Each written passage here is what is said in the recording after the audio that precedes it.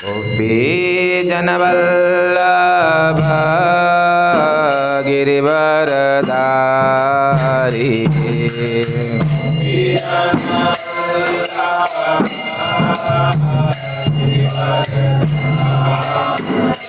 जय गोपी जनवल्लभ गिरिवरधारी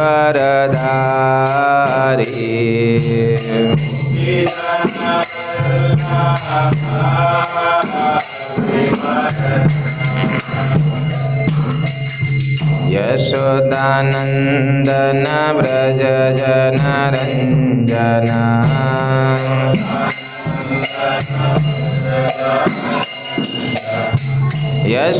यशोदानंदन व्रज जनरंजन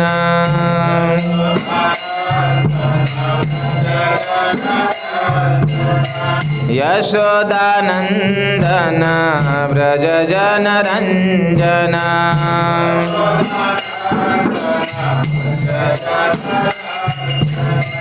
यमुना तीरा वनचारी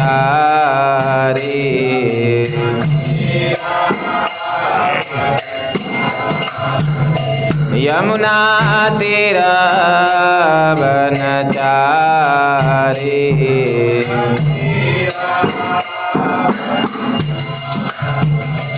जय राधा माधव कुंज बिहारी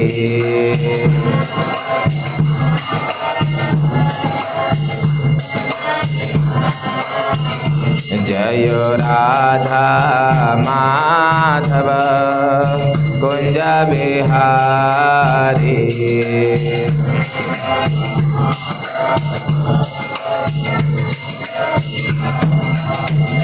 जय गोपी जनवल्लभ गिरिवरधारी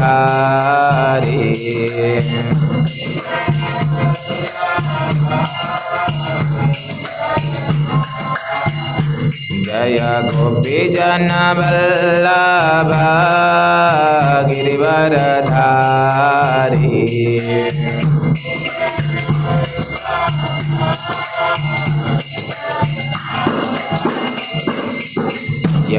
यशोदानंदन व्रज जनरंजन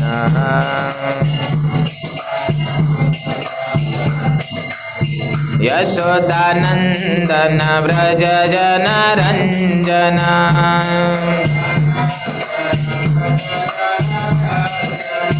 यशोदानंदन व्रज जनरंजन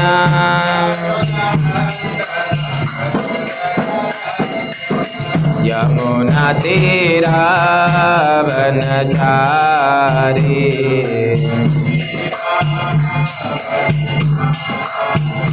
यमुना तीरा वनचारी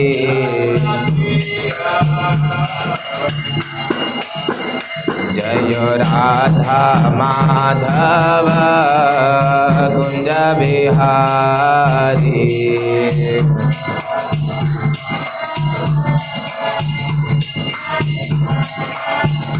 जय राधा माधव कुंज बिहारी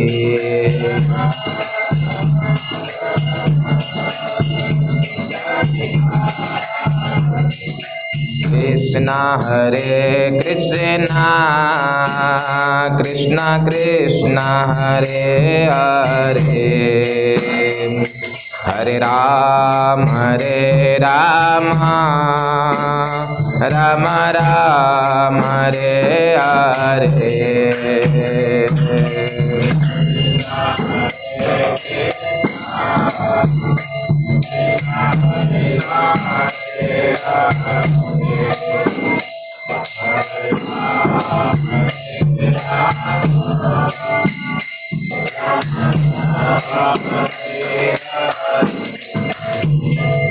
हरे कृष्णा कृष्णा कृष्णा हरे हरे, हरे राम राम राम हरे हरे।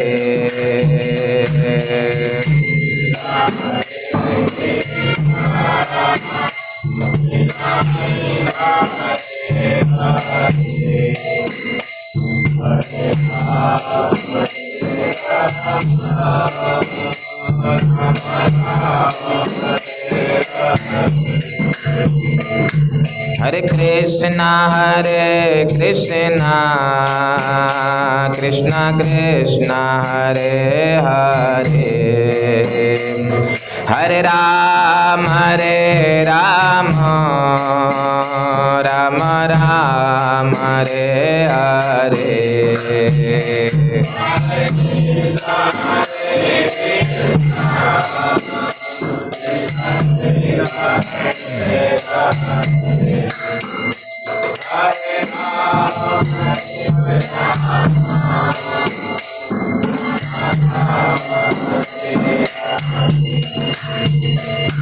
हरे कृष्णा कृष्णा कृष्णा हरे हरे, हरे राम राम राम हरे हरे।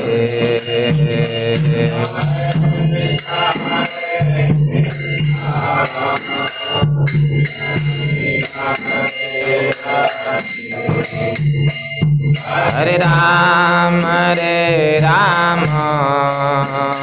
राम राम, हरे कृष्णा कृष्णा कृष्णा हरे हरे, हरे राम राम राम हरे हरे।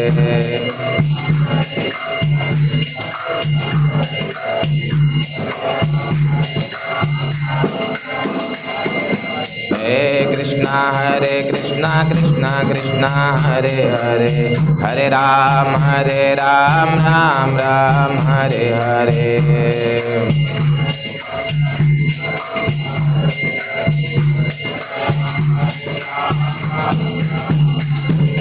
हरे कृष्णा कृष्णा कृष्णा हरे हरे, हरे राम राम राम हरे हरे।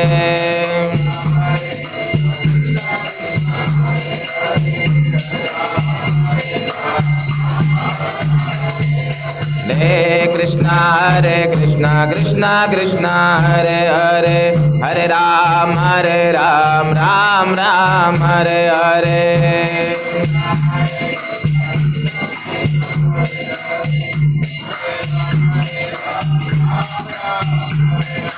हरे कृष्णा कृष्णा कृष्णा हरे हरे, हरे राम राम राम हरे हरे।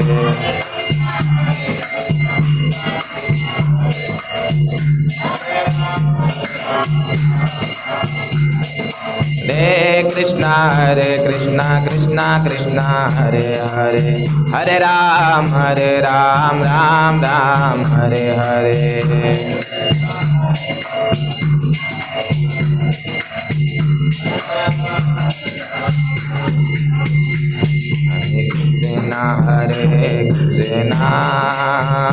कृष्णा कृष्णा हरे हरे, हरे Ram Ram Ram Hare Hare.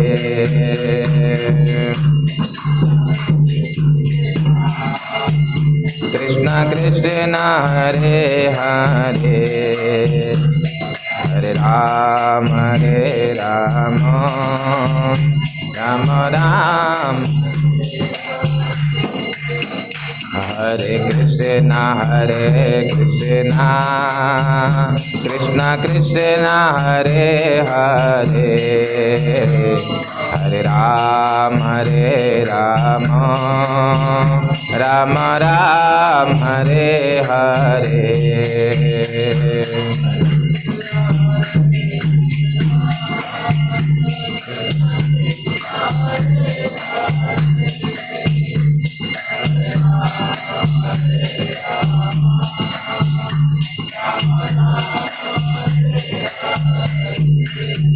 Hare Krishna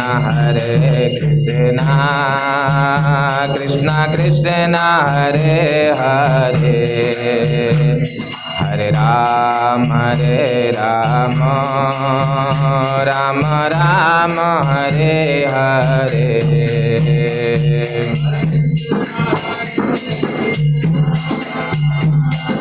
Krishna Hare Hare Ram Ram Ram Hare Hare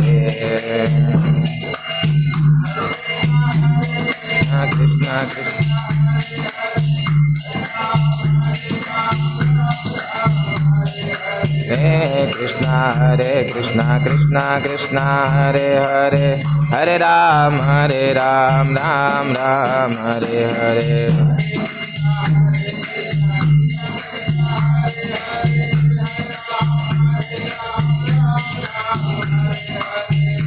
Krishna Krishna Krishna Hare Hare Hare Ram Ram Hare Krishna Krishna Hare Hare Hare Ram Ram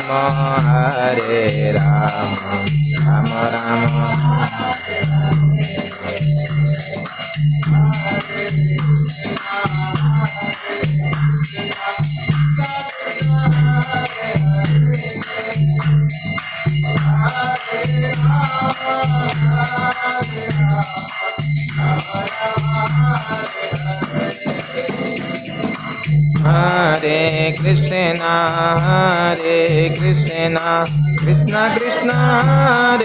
Hare Krishna Krishna Krishna Hare Hare Hare Ram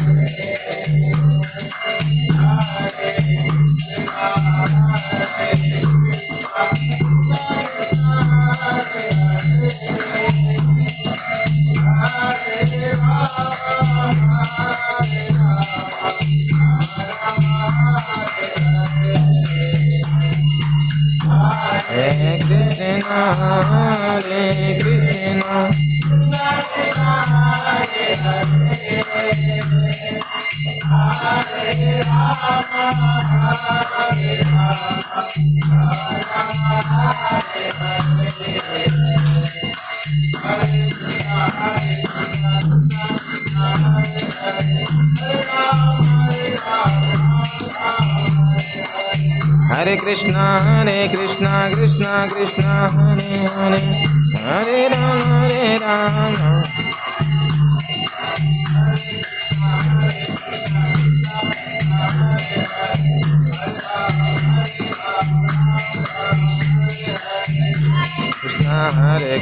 Krishna Krishna Hare Hare Hare Ram Ram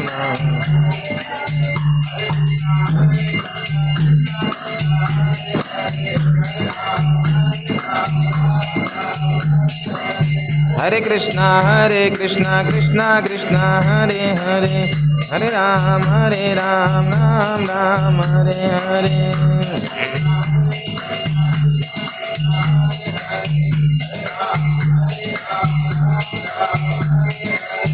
Hare Krishna Krishna Hare Hare Hare Ram Ram Krishna Krishna Krishna Hare Hare Hare Ram Ram Ram Hare Hare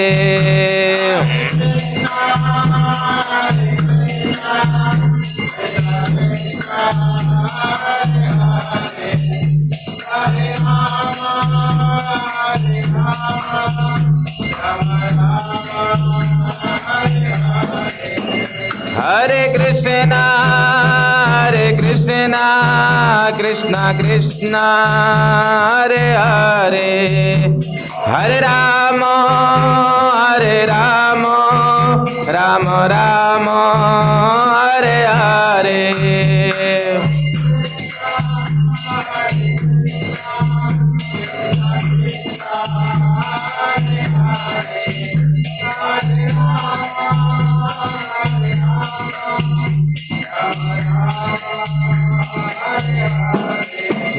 जय राधा माधव राधे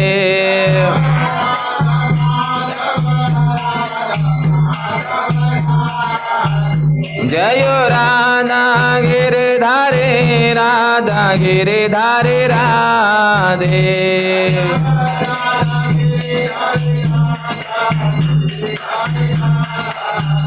जय राधा गोविंद राधे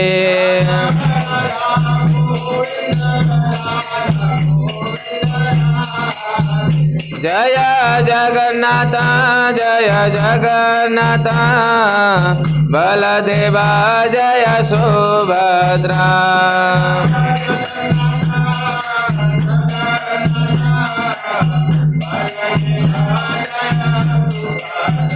जय गौरनीता जय गौरनीता जय गौरनीता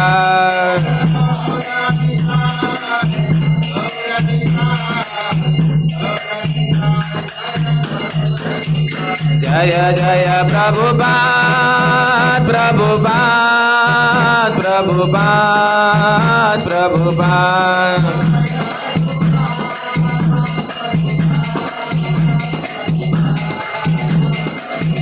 जय जय प्रभुपाद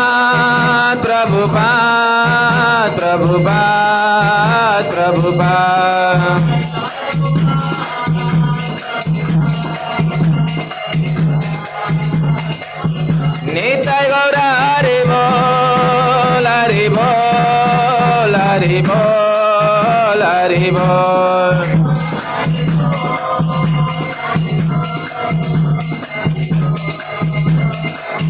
नित्य गौर हरि बोल हरि बोल हरि बोल हरि बोल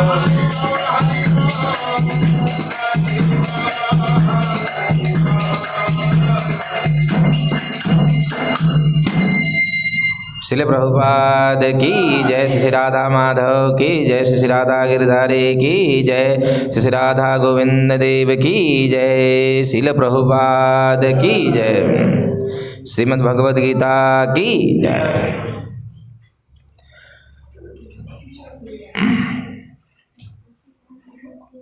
हरे कृष्णा। तो कृपया हाथ जोड़कर मेरी बात दोहराएं। ओम नमो भगवते वासुदेवाय।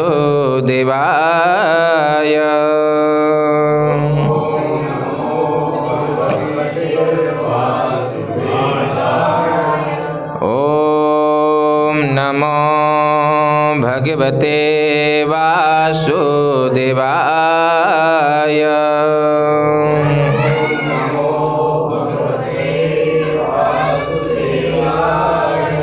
ओम नमो भगवते वासुदेवाय।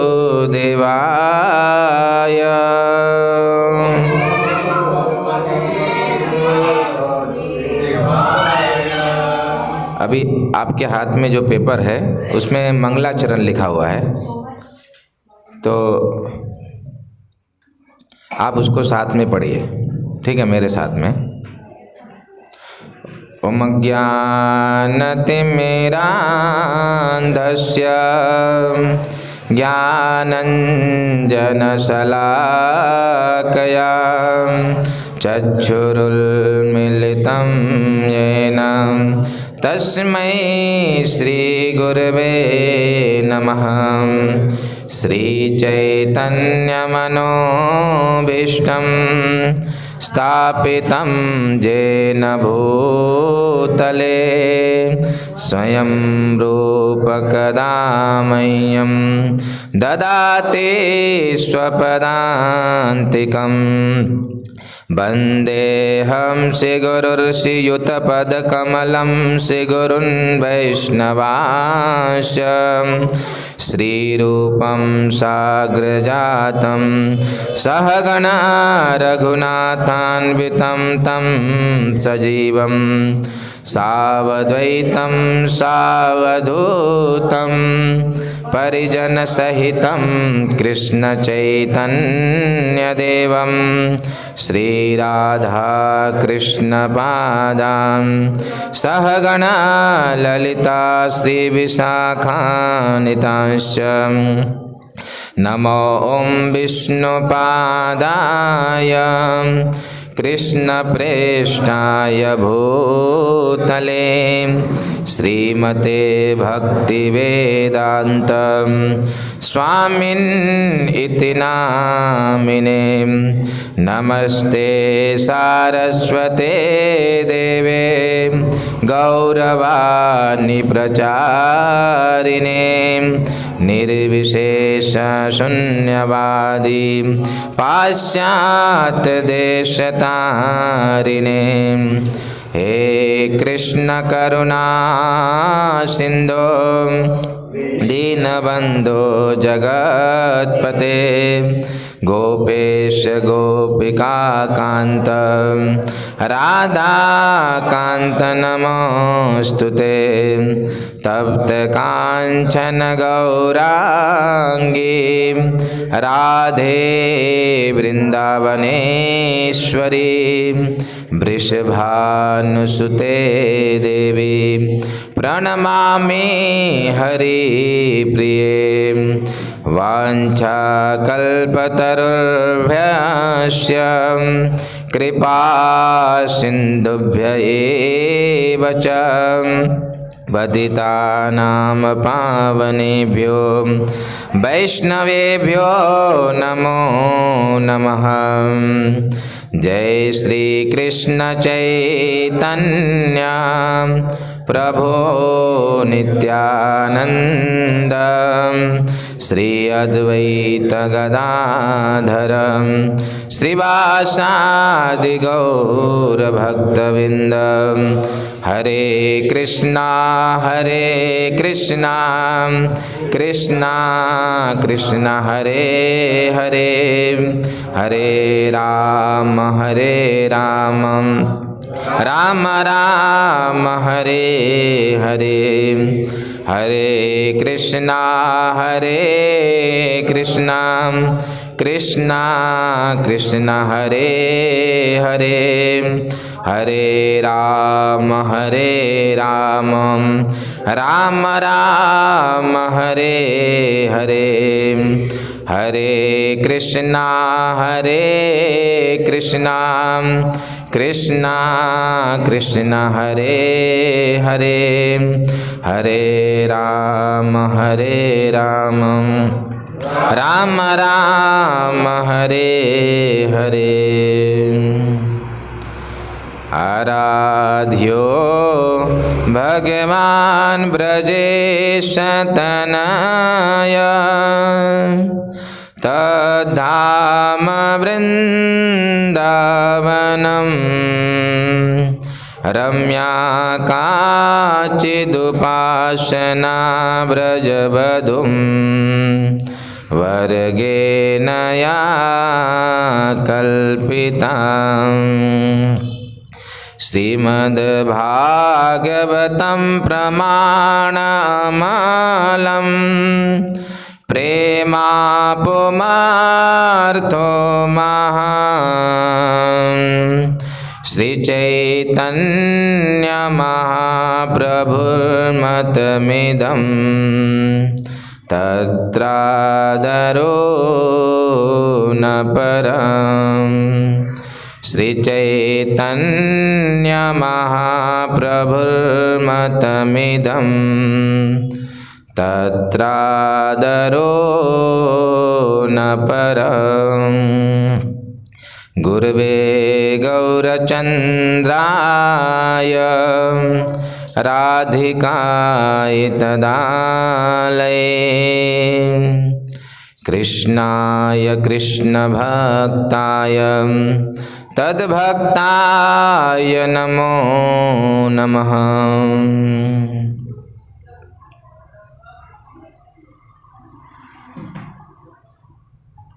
हरे कृष्णा। चालू है शायद चल रहा है, देख लीजिए। चालू है शायद। तो आप सभी भक्तों का स्वागत करते हैं इस भगवद गीता के 5 दिवसीय सत्र में। जैसा कि आप लोग को ये सूचना मिली है कि 5 दिनों तक भगवद गीता के हम कुछ विषयों के ऊपर चर्चा करेंगे। इको ज़्यादा हो रहा है, थोड़ा कम कर दो। तो ये भगवद गीता के विषय में हम 5 दिनों तक भगवद गीता के बारे में श्रवण करेंगे। भगवद गीता क्या है और भगवद गीता का क्या परिचय है, या भगवद गीता में कुछ महत्वपूर्ण कुछ विषयों का क्या वर्णन किया गया है। हम भारतीय होने के नाते और विशेष करके भारत में जो ये गीता जो है हर एक व्यक्ति जानता है, एटलीस्ट नाम तो सुना ही है कि नहीं? ऐसा कोई है कि जो गीता का नाम नहीं सुना हो? सब लोग जानते हैं गीता, क्योंकि हम देखें ना अदालत में भी गीता के ऊपर रखकर जो भी कहेंगे सच के सिवा कुछ नहीं कहेंगे। भले से बाद में झूठ बोलते हैं, लेकिन लोगों की मान्यता है गीता के ऊपर लोगों की मान्यता है, बड़ी श्रद्धा है लोगों की गीता के ऊपर, क्योंकि ये बहुत महत्वपूर्ण विषय, ये गीता भगवद गीता जो है हमारे जीवन में बहुत महत्वपूर्ण स्थान रखती है। तो हमने ये जो 5 दिन का सत्र चुना है, 5 दिनों में वैसे भगवद गीता तो संपन्न किया नहीं जा सकता है, लेकिन 5 दिनों में हम भगवद गीता के कुछ महत्वपूर्ण विषयों के ऊपर चर्चा करेंगे। जैसे कि आप लोगों ने बहुत सारे कथाओं को, भागवत कथा इत्यादि को श्रवण किया रहेगा, जानते रहेंगे कि भागवत कथा किस प्रकार से होता है। तो मैं ये कहना चाहता हूँ कि ये भागवत कथा नहीं है। हम लोग यहाँ पे बैठे ना, एक भागवत कथा नहीं है। भागवत कथा में क्या होता है कि व्यक्ति की श्रद्धा होती है और भाव प्रधान होता है। श्रद्धा होती है जिसके कारण वो जाता है भागवत कथा में, और भाव प्रधान होता है। वक्ता जो है बोलता है और लोग उसको श्रवण करते हैं, सुनते हैं और आनंद लेते हैं। एक इसमें भागवत कथा में वक्ता बोलता है और लोग श्रवण करते हैं और आनंद लेते हैं। तो ये भागवत कथा नहीं है। भागवत कथा में श्रद्धा और भाव प्रधान होता है। लेकिन ये भगवद गीता कोर्स, आपको जब ये पंपलेट मिला रहेगा तो Bhagavad Gita course the journey of self discovery, आत्म अन्वेषण की यात्रा, हमने ये हमारी टॉपिक है, आत्म अन्वेषण की यात्रा। तो एक कोर्स है। कोर्स में क्या होता है कि ये बुद्धि प्रदान कोर्स है। मतलब कथा में श्रद्धा और भाव प्रधान होता है और कोर्स में क्या होता है, बुद्धि प्रधान होता है। मतलब कि ये बुद्धि प्रधान कोर्स मतलब कि आपको कुछ मन में डाउट्स है, आप प्रश्न करेंगे। कोई भी डाउट्स हो सकता है तो प्रश्न कर सकते हैं, या फिर मैं कुछ पूछूंगा तो उसका उत्तर दे सकते हैं। समझ गया? तो ये बुद्धि प्रदान कोर्स है, इसलिए इसमें मैं ये बात को इसलिए बता रहा हूँ क्योंकि ध्यान पूर्वक बुद्धि लगा के इसको श्रवण करना पड़ेगा, तब आप समझ पाएंगे कि गीता क्या है, गीता में क्या बताया गया है। तो आप प्रश्नों को भी पूछ सकते हैं। भागवत कथा में क्या होता है कि प्रश्न पूछने का किसी को मौका नहीं मिलता है। भागवत कथा चलती रहती है, बहुत सारे भजन कीर्तन चलता रहता है, लोग आनंद लेते हैं और प्रसाद खाते और निकल पड़ते हैं।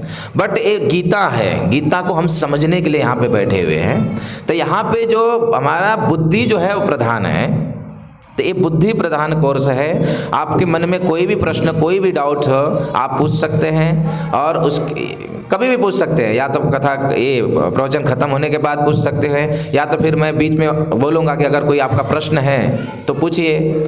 तो ये बुद्धि प्रदान कोर्स है, तो इसमें आपको अपनी बुद्धि को लगाना है, इसलिए इसको ध्यान पूर्वक श्रवण करना बहुत जरूरी है। तभी हम ध्यान से श्रवण करेंगे, तभी हम समझ पाएंगे जो हम विषय की चर्चा करने वाले हैं।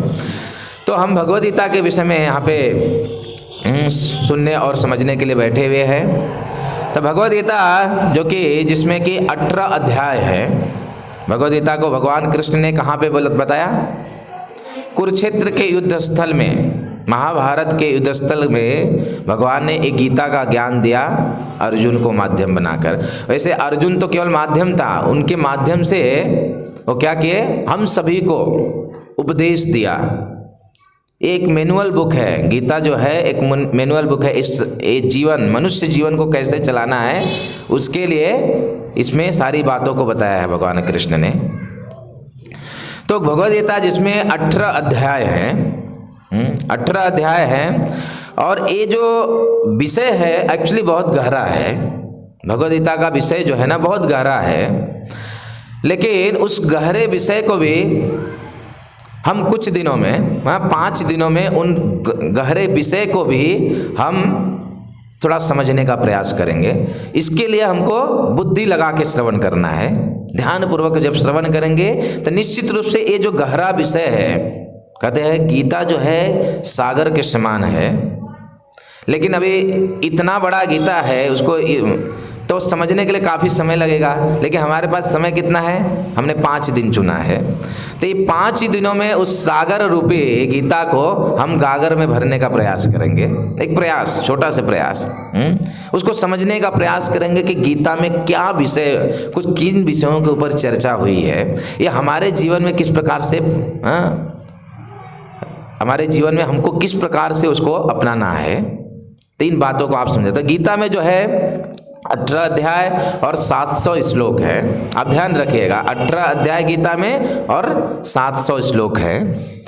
तो महत्वपूर्ण गीता में 5 विषयों की चर्चा हुई है। ये 18 अध्याय और 700 श्लोकों में क्या है, 5 विषयों के ऊपर चर्चा हुई है। वो 5 विषय क्या क्या है? ईश्वर, जीव, प्रकृति, काल और कर्म। क्या? ईश्वर, जीव, प्रकृति, काल और कर्म। इन 5 चीजें पूरी गीता में, जो 700 श्लोक है गीता 18 अध्याय, इसमें 5 विषयों के ऊपर चर्चा हुई है। तो इन 5 विषयों को हम 5 दिन में हम उसको समझने का प्रयास करेंगे। वैसे जितने भी वेद और शास्त्र हैं, वेद और शास्त्र एक्चुअली इन्हीं 5 सिद्धांतों को, इन्हीं 5 को चीज़ों को हर एक वेद और शास्त्र इन 5 चीज़ों को ही समझाते हैं। तो भगवद गीता जो है वेद और शास्त्रों का जो सार के रूप में भगवान ने गीता के रूप में दिया। तो इसमें इन 5 विषयों का, फिर से एक बार, ईश्वर, जीव, प्रकृति, काल और कर्म, ठीक है। तो इन 5 विषयों के विषय में पूरे गीता में वर्णन हुआ है, 5 विषय को लेकर। तो आज हम सबसे पहले ये भगवद गीता के परिचय के विषय में जानेंगे।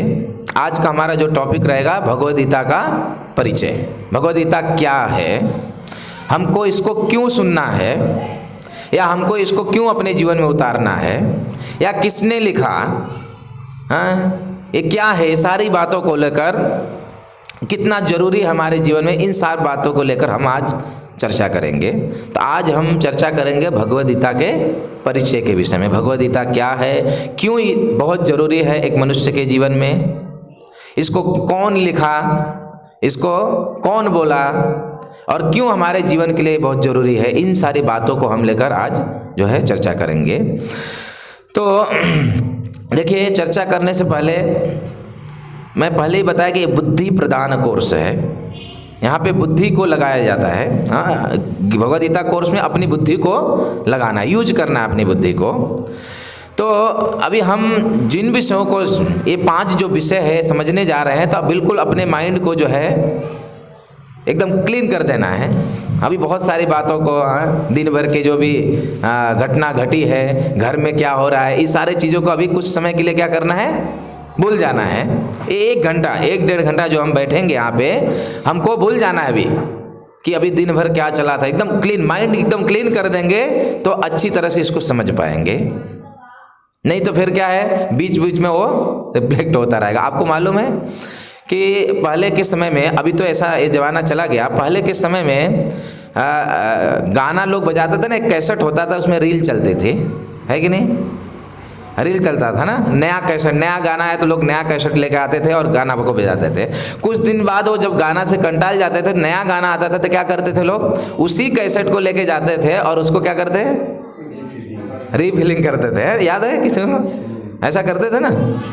लेकिन क्या होता है, अभी जो पैसे वाले हो तो डायरेक्ट नया खरीद के लाते थे, लेकिन जो पैसे वाले नहीं हो क्या करते थे, उसी कैसेट को लेके जाते थे और वापस वो गाना को बताकर उसके ऊपर डबिंग कर देते थे, है ना, और फिर वो गाना बजता था। लेकिन क्या होता था, वो जब उसको चलाते थे जब डबिंग करके, तो बीच बीच में क्या होता था, बीच बीच में आप लोग का अनुभव होगा कि बीच बीच में जो पहले वाला वो भी चलने लगता था, है कि नहीं। तो पहले का भरा हुआ था, उसके ऊपर डबिंग किया तो बीच बीच में वो भी बीच बीच में वो गाना जो अभी नया भरा है उसको छोड़कर वो पहले पुराना चलने लगता था बीच बीच में।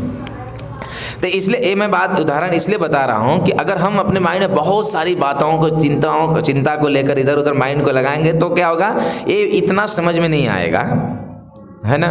तो इसलिए क्लीन कर दीजिए, 1.5 घंटे के लिए क्लीन सीट कर दीजिए पूरा। हमें पता है ना, क्लीन स्लेट रहता है ना, उस पर लिखना बहुत आसान होता है। अगर बहुत सारा लिखा हुआ है तो उस पर लिखना मुश्किल है।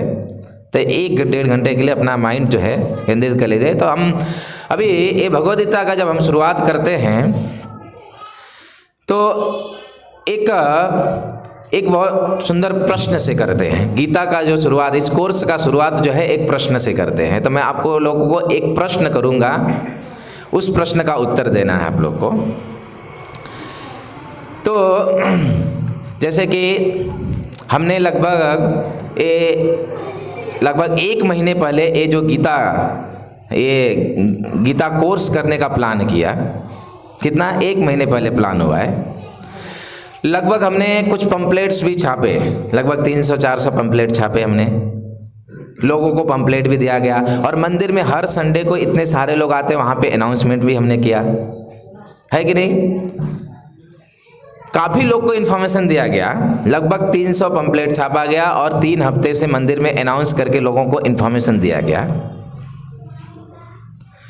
तो मेरा ये प्रश्न है कि इतने सारे लोगों को इन्फॉर्मेशन दिया गया, तो इतने सारे लोग को दिया गया और लोग नहीं आए और आप लोग आए,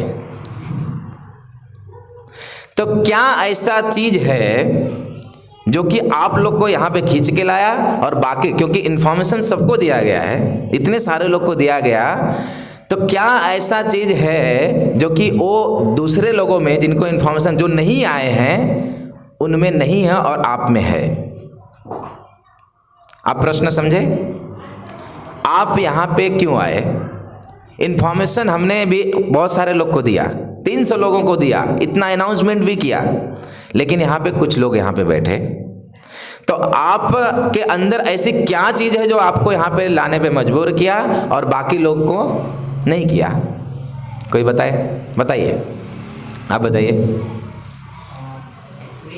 मुझे पता चला ना, काफी बार मंदिर आए गए हैं, तो ये पहले मैं शिव का भक्त था और अभी भी, लेकिन कृष्ण में मेरे को चाह है, हम्म। उनको जानने की इच्छा। बहुत अच्छा। जैसे मैं ठीक है, कृष्ण के विषय में जानने की इच्छा हुई। आप बताइए, क्या चीज़ है आपके अंदर जो कि आपको खींच लाया? ऐसा है कि हम सत्संग के बहुत पहले सुनते राधा स्वामी से, ठीक है। और सत्संग बहुत पहले सुनते आए हैं। हम्म। इसलिए सत्संग में हमारा जाने का बहुत उद्देश्य, मतलब ऐसा हर जगह रहते हैं। हम्म। कहीं सत्संग हुआ, कोई सत्संग हुआ, कोई प्रवचन हुआ, हम छोड़ते हैं। हाँ, और वैसे श्री कृष्ण से ज़्यादा मेरा लगाव है। ठीक है, कृष्ण से लगाव है। आप बताइए। देखिए, एक ऐसी चीज़ है जो कि सब में कॉमन है। मुझे उत्तर, ये देखिए, सब उत्तर बराबर है, सबका अलग अलग उत्तर हो सकता है, लेकिन एक ऐसी चीज़ जो मैं जानना चाहता हूँ वो सब में कॉमन है, सभी में वो कॉमन है। ओके, और आप बताइए। मैं फर्स्ट टाइम गुरु गोविंद जी से, गोविंद प्रभु से मिला था। ओके। और मैं actually teachings of queen Kunti है वो बुक के रिगार्डिंग में थोड़े चैप्टर्स मैंने पढ़े उसके स्टार्टिंग में। तो फिर उन्होंने मुझे रिकमेंड किया कि आप एक बार जब भी होता है तो आप एक बार आइए। Very good. क्योंकि मैं वहाँ पे काउंटर पे खड़े होकर काफ़ी सारे क्वेश्चंस पूछता हूँ। हाँ। तो उन्होंने बोला कि आप एक बार यहाँ पर आ जाओ, आपको सारे आंसर्स आपके लिए। ओके। तो मुझे किताब पढ़नी भी है, बट थोड़ा संस्कृत का थोड़ा इशू है। तो कुछ जानने की इच्छा हुई, इसलिए यहाँ पे आए। ठीक है माता जी, ठीक है। तो चलिए, ज़्यादा समय नहीं लेते। देखिए, एक ऐसा बहुत सुंदर जिज्ञासा जो है ये जो है सभी के अंदर है। यहाँ पे जो आए, जैसे कि आपने बताया है, जो भी चीज़ें वो सही है, गलत नहीं है, लेकिन अलग अलग सबकी अलग अलग चीज़ें हो सकती है, लेकिन एक कॉमन चीज़ है, वो क्या है? जिज्ञासा, कुछ जानने की इच्छा। चलो चलते हैं, देखते हैं क्या होता है वो। हाँ, क्या बोलते हैं, कौन महाराज है, कौन क्या है, कि क्या बोलते हैं? एक कॉमन जो है गुण जो है वो यहाँ पे बैठे हुए सब में है, वो है जिज्ञासा, कुछ न कुछ जानने की इच्छा। एक कॉमन है सब में, किसी में ज़्यादा भी होए, किसी में कम भी है, लेकिन है सब में। और ये जिज्ञासा कुछ नहीं, हाँ, गीता जी को जानने की जिज्ञासा। तो अभी जो लोग नहीं आए हैं, ये जिज्ञासा जो है उनमें नहीं है, इसलिए वो यहाँ पे नहीं आए। इन्फॉर्मेशन इतने सारे लोग को दिया गया है। देखिए, कहते हैं कि ये जो जिज्ञासा जब व्यक्ति करता है, मनुष्य जब जिज्ञासा करता है, उस दिन से उसका मनुष्य जीवन शुरू होता है। एक्चुअली जिज्ञासा एक ऐसी चीज है कि अगर मनुष्य करता है तो उस दिन से उसका मनुष्य जीवन प्रारंभ होता है। कि ये जो जिज्ञासा जो है ना, ये पशुओं में नहीं होती है जिज्ञासा, ये केवल मनुष्यों में होता है। जैसे कि मान लीजिए हम किसी पशु को इनवाइट करेंगे, जाके उसको पंपलेट देंगे तो यहाँ पे आएगा नहीं। ये जिज्ञासा एक ऐसा गुण है जो कि क्या है, सभी के अंतर्गत, सभी के अंदर है, किसी में ज़्यादा है, किसी में कम है। और ये जिज्ञासा जब करता है मनुष्य, तभी उसका उस दिन से उसका मनुष्य जीवन शुरू होता है। क्योंकि समस्त वेद और शास्त्रों का जो सार है, वेदांत सूत्र का जब रचना किया वेदव्यास जी ने, तो वेदांत सूत्र का प्रथम जो मंत्र है, वेदांत सूत्र का समस्त वेद उपनिषदों का जो सार के रूप में वेदव्यास जी ने जब प्रस्तुत किया, तो उसको कहते वेदांत सूत्र। और उस वेदांत सूत्र का जो पहला मंत्र है वह है अथातो ब्रह्म जिज्ञासा। अथातो ब्रह्म जिज्ञासा वेदांत सूत्र का प्रथम मंत्र। तो अथातो ब्रह्म जिज्ञासा, अथ मतलब इसलिए, जिज्ञासा, ब्रह्म जिज्ञासा, जिज्ञासा करो, इसलिए जिज्ञासा करो। तो प्रश्न उठता है किस लिए, है ना? अथातो ब्रह्म, अथ मतलब इसलिए, और जिज्ञासा करो, ब्रह्म की बारे में जिज्ञासा करो। अथातो ब्रह्म जिज्ञासा, इसलिए ब्रह्म के जिज्ञासा करो। तो प्रश्न उठता है किस लिए? तो वेदव्यास जी कहते हैं कि मनुष्य जीवन अगर हमको मिला है तो हमको जिज्ञासा करना चाहिए। अगर हम जिज्ञासा नहीं करते हैं, तो वेदव्यास जी लिखते हैं महाभारत में कि आहार निद्रा भय मैथुनम च सामान्य एतत् पशुभिः नराणाम, कि अगर हम जिज्ञासा नहीं करते हैं, मनुष्य जीवन में होकर अगर हम जिज्ञासा नहीं करते हैं तो कैसा है कि हम मनुष्य नहीं, हम पशु के समान हैं। वेदव्यास ऋषि इस बात को कहते हैं। वो कहते हैं कि आहार निद्रा भय मैथुनम, ये 4 चीजें है। क्या? आहार, निद्रा, भय और मैथुन। ये जो 4 चीज है ये मनुष्यों में भी है और पशुओं में भी है। आहार मनुष्य भी खाता है और पशु भी खाते हैं, है कि नहीं? उनके लिए अलग भोजन है, हमारे लिए अलग भोजन है, लेकिन खाने का कार्य सेम है। तो मनुष्य भी भोजन करता है और जानवर भी भोजन करते हैं। आहार, निद्रा, सोना, मनुष्य भी सोता है और जानवर भी, पशु भी सोते हैं। अब बोलेंगे कि हम तो बेड के ऊपर सुंदर सा बिस्तरा के ऊपर हम सोते हैं, जानवर तो ऐसे ही बाहर सोते हैं। अब वो जानवर को आप बुला के सोफा सेट में सुलाएंगे तो नहीं सोएगा, उसके लिए उधर ही बहुत अच्छा है। जिस प्रकार से आपको यहाँ सो के संतुष्टि मिल रहा है, खुशी मिल रहा है, उसी को उसको वहाँ पे सो संतुष्टि मिल रहा है। तो आहार, निद्रा, भय जो है ये जानवर को भी भय होता है और मनुष्य को भी भय होता है कि नहीं? उसको भी अपने जीवन के बारे में भय होता है और हमको भी अपने जीवन के बारे में भय रहता है कि डर लगा, कुछ न कुछ डर लगा रहता है हर व्यक्ति का, हर मनुष्य को। तो आहार, निद्रा, भय मैथुनम च, मैथुन अर्थात कि हम भी बच्चे पैदा करते हैं और जानवर भी बच्चे पैदा करते हैं। तो वेदव्यास ऋषि लिखते हैं कि आहार, निद्रा, भय मैथुनम च, ये जो 4 चीज है सामान्य एतत् पशुभिः नराणाम, ये जो 4 चीज है ये पशु में भी है और मनुष्य में भी है। ये आहार, निद्रा, भय मैथुनम च सामान्य एतत् पशुभिः नराणाम, ये 4 चीज जो है मनुष्य और पशु दोनों में है। तो अभी क्या ऐसी चीज है कि मनुष्य को मनुष्य कहलाता है और जानवर को जानवर? तो वेदव्यास ऋषि कहते हैं कि धर्मो ही एको अधिको विशेषो, कि एक धर्म एक ऐसी चीज है, या ये जिज्ञासा, धर्म और जिज्ञासा एक ही बात है, एक ऐसी चीज है जो कि मनुष्य को मनुष्य कहलाता है और पशु को पशु कहलाता है। एक ही केवल अंतर है। अगर मनुष्य जीवन मिला, अगर हम धर्म के विषय में जिज्ञासा नहीं कर रहे तो हम पशु के समान हैं, क्योंकि 4 चीज जो है सेम पशु भी करता है वही हम कर रहे हैं। लेकिन विशेष चीज जो मनुष्य जीवन में हमको मिला है, अगर हम उसको उपयोग नहीं कर रहे हैं तो हम क्या कर रहे हैं? सामान्य एतत् पशुभिः नराणाम, वो पशु के समान है। तो ये जब मनुष्य जीवन मिला है तो हमको जिज्ञासा करना, धर्म के प्रति जानना, ये सब बहुत जरूरी है मनुष्य जीवन में।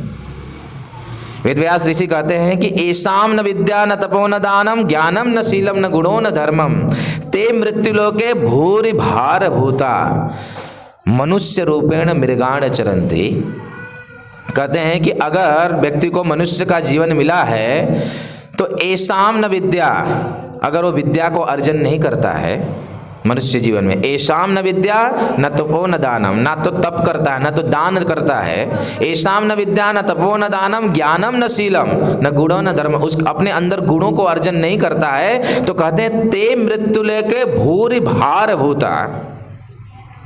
कहते हैं कि अगर इस मनुष्य जीवन अगर हमको मिला है तो अगर इन सारी चीज़ों को हम अर्जन करने का प्रयास नहीं करते हैं तो ते मृत्युलोक, इस मृत्युलोक में, इस पृथ्वी पे भार भूता, वो भार है केवल, वो मनुष्य इस पृथ्वी पे भार है केवल। और मनुष्य रूपेण मृगाण चरन्ति, कि मनुष्य के रूप में वो जानवर है अगर वो ब्रह्म के प्रति जिज्ञासा नहीं करता है तो अब ये तो साबित हो गया कि आप लोग यहाँ पे आकर अपने आप को मनुष्य साबित कर दिए, है कि नहीं?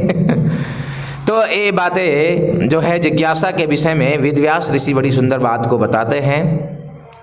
देखिए, अगर जिज्ञासा जब हम करते हैं तो मैंने कहा कि मनुष्य जीवन का शुरुआत होता है, जिज्ञासा से ही मनुष्य के जीवन का शुरुआत होता है। एक पिता है, बड़ा बुजुर्ग है, अगर वो जिज्ञासा नहीं करता है तो छोटा है अभी भी। लेकिन एक बच्चा है अगर ब्रह्म के प्रति जिज्ञासा करता है तो पिता से बढ़कर है। आज से 500 वर्ष पूर्व श्री चैतन्य महाप्रभु, जब भगवान स्वयं श्री चैतन्य महाप्रभु के रूप में आए तो उनके पास एक पिता और पुत्र गए।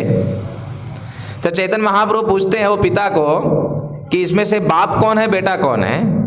जो बाप है वो क्या बोल रहा है, ये मेरा बाप है, जबकि उल्टा था। लेकिन कहते हैं क्योंकि ये मेरे से पहले जिज्ञासा किया, इसकी वजह से मैं भी भक्ति में आया। ये पहले जिज्ञासा किया तो मेरा बाप है। तो जब तक हम ये जिज्ञासा नहीं करेंगे, ब्रह्म के प्रति जिज्ञासा नहीं करेंगे, तब तक मनुष्य जीवन का शुरुआत हुआ ही नहीं। तो जिज्ञासा बड़ी महत्वपूर्ण है। अब ये जिज्ञासा जब हम करते हैं, 2 प्रकार की जिज्ञासा होती है। जिज्ञासा तो दिन भर में हम बहुत जिज्ञासा करते हैं। ये 2 प्रकार की होती है, एक बुरी जिज्ञासा, एक अच्छी जिज्ञासा। 2 प्रकार की जिज्ञासा है। अब बुरी जिज्ञासा ये तो हम डेली करते हैं, है कि नहीं? ये डेली बेसिस पे हम बुरी जिज्ञासा करते हैं। शनिवार का दिन है, अभी ऑफिस छुट्टी, कल छुट्टी है, तो चलो चलते हैं किसी मूवी, किसी थिएटर में पिक्चर देखते हैं, किसी होटल में जाकर खाते हैं। अनेक सुख प्राप्त करने के लिए बहुत सारे प्लान बनाते। ये सारी जिज्ञासा हुई, लेकिन क्या जिज्ञासा हुई कि कल छुट्टी है और क्या करना है, पिक्चर देखना, अभी कौन सी नई मूवी आई हो उसको जाकर देखना है। ये बुरी जिज्ञासा है। हम सुख को प्राप्त करने के लिए अलग अलग प्रकार की जिज्ञासा डेली करते हैं, लेकिन सुख जो है प्राप्त नहीं होता है। हम थिएटर में जाकर हम मूवी देखते हैं और पहले से सोचते हैं कि जाके देखूंगा, बड़ा आनंद आएगा। कभी कभी जाके भी उधर फ्रस्ट्रेट होने लगते हैं कि कहाँ से आ गया, ये गड़बड़ मूवी है, अच्छी मूवी नहीं है। या फिर मूवी वो देख भी लिए तो दूसरी बार फिर उसको देखने का फिर से मन नहीं करता कि वही सेम मूवी जाकर देखे। तो अलग अलग प्रकार की जो है सुख प्राप्त करने के लिए हम बहुत सारे बुरी जिज्ञासा कर रहे हैं। तो बुरी जिज्ञासा तो हम डेली बेसिस पे कर रहे हैं, लेकिन अच्छी जिज्ञासा क्या है, थोड़ा हम उसके विषय में सुनते हैं कि अच्छी जिज्ञासा क्या है, जो कि मनुष्य जीवन में हमको अच्छी जिज्ञासा करना चाहिए। चैतन्य महाप्रभु ने सनातन गोस्वामी पाद को प्रश्न पूछा कि आप कैसे हो। तो उस समय सनातन गोस्वामी हमारे एक आचार्य है, वो कहते हैं कि के आमाने के आमार, कि मुझे खुद नहीं मालूम कि मैं कैसा हूँ, और मुझे ये नहीं पता कि मैं इस संसार में दुख क्यों भुगत रहा हूँ। मैं कौन हूँ मुझे खुद नहीं पता, और मैं इस संसार में क्यों दुख भुगत रहा हूँ वो भी मुझे पता नहीं। तो हमेशा देखिए, अगर हमसे कोई पूछता है कि आप कैसे हैं, तो तुरंत क्या होता है, अच्छे हैं। तुरंत पहला शब्द निकलता है अच्छे हैं। लेकिन अगर 5 मिनट उनके साथ में रहो तो अपनी व्यथा सुनाना प्रारंभ करते हैं, है कि नहीं? तो संसार का पहला, अगर हम घर से सुबह निकले तो पहला झूठ क्या बोलते हैं? कोई पूछ देता है रास्ते में कि कैसे हो, तो क्या करते हैं? पहला झूठ अच्छा हूँ, लेकिन अच्छा नहीं है कोई लेकिन फिर भी बोलते हैं कि अच्छा है। देखिए, अच्छी जिज्ञासा क्या है, मनुष्य जीवन में अच्छी जिज्ञासा क्या करना चाहिए कि मैं कौन हूँ। अच्छी जिज्ञासाओं में से पहली बात क्या है, मैं कौन हूँ। दूसरी बात कि मेरे जीवन का लक्ष्य क्या है। पहला क्या जिज्ञासा, मैं कौन हूँ। दूसरा जिज्ञासा, मेरे जीवन का लक्ष्य क्या है। और तीसरा जिज्ञासा जो अच्छी जिज्ञासा है वो कौन सा है कि मैं जीवन में दुख क्यों भुगत रहा हूँ, है कि नहीं? सब लोग भुगत रहे हैं दुख। तो ये 3 जिज्ञासा जो है अच्छी जिज्ञासा माना जाता है। और मनुष्य जीवन अगर हम प्राप्त किए तो इन 3 जिज्ञासाओं को हमेशा करते रहना चाहिए। मैं कौन हूँ, मेरे जीवन का लक्ष्य क्या है, और मैं दुख क्यों भुगत रहा हूँ। मैं तो इतना अच्छा काम करता हूँ फिर भी मुझे दुख क्यों नहीं मिलता है। तो ये 3 जो है जिज्ञासा जो है वो अच्छी जिज्ञासा मानी गई है। ये हमको करते रहना चाहिए। मैं कौन हूँ। अब जैसे मैं आप लोग को पूछूंगा कि आप कौन हैं, तो क्या जवाब देंगे? आप कौन हैं? क्या नाम है आपका? हाँ, शिवजीत यादव। शिवजीत यादव। जैसे कि मैंने उनको पूछा कि आप कौन हैं, तो उन्होंने क्या बताया, मैं शिवजीत यादव हूँ। तो मेरा एक प्रश्न है कि क्या आप 100 साल पहले शिवजीत यादव थे या 100 साल बाद रहेंगे? तो इसका मतलब एक टेम्परेरी है हमारी पहचान, है ना। मैं कौन हूँ, जब मैंने पूछा आप कौन हो, तो आपने बोला आपका नाम बताया, लेकिन 50 साल पहले ना तो आप थे और ना तो 100 साल बाद रहेंगे। मतलब ये जो पहचान हमारा वो क्या है, टेम्परेरी पहचान है, क्षणिक पहचान है। कोई मान लो बोल सकता कि मैं डॉक्टर हूँ, तो क्या वो 50 साल 100 साल पहले डॉक्टर था, या अभी 100 साल बाद डॉक्टर बनेगा, रहेगा डॉक्टर? कुछ भरोसा नहीं। तो ये जो हमारा मैं इंजीनियर हूँ, मैं डॉक्टर हूँ, हाँ, मैं शिवजीत हूँ, जो भी है, ये सारा जो हमारा पहचान हम बताते हैं ना, ये सारे पहचान क्या है, टेम्परेरी पहचान है हमारे। ये बहुत बड़ा प्रश्न है, मैं कौन हूँ, ये बहुत बड़ा प्रश्न है। देखिए यही पहचान हम लोग भूल गए हैं, मैं कौन हूँ ये पहचान हमारा भूल गए हम, इसलिए हम दुख को भुगत रहे हैं। दुख भोगने का एक ही कारण है कि हम अपने पहचान को भूल चुके हैं, इसलिए हम क्या कर रहे हैं, दुख को भुगत रहे हैं, अपनी पहचान को भूल गए हम। देखिए संसार में वैसे भी अगर अपनी पहचान को भूल जाते हैं, जैसे कि आगरा में एक बहुत बड़ा पागल खाना है, गए कभी? आप क्यों जाएंगे, आप तो अच्छा खासा है जाने का मसला लेकिन एक मेरे मित्र है, हाँ, मेरे पहचान के, वहाँ पे उस पागल खाने में वो डॉक्टर है। तो वो अपना एक्सपीरियंस शेयर कर रहे थे कि बहुत बड़ा, मैं वहाँ का नाम इसलिए लिया क्योंकि बहुत बड़ा पागल खाना है, वहाँ पे 500 600 1000 लोग रहते हैं, ये पागल लोग। अब ये पागल क्या है, अपनी पहचान को भूल चुके हैं, लेकिन वो डॉक्टर अपना एक्सपीरियंस शेयर कर रहे हैं कि जब भी हम जाते हैं 3-4 लोग मिलके उनके ट्रीटमेंट को उनको देखने के लिए, तो सब पागल लोग मिलकर क्या करते हैं, बताते हैं देखो वो पागल आ रहे हैं। अब पागल कौन है? वो खुद पागल अपनी पहचान भूल गया है, लेकिन किसको बोल रहा है पागल? डॉक्टर को पागल बोल रहे हैं।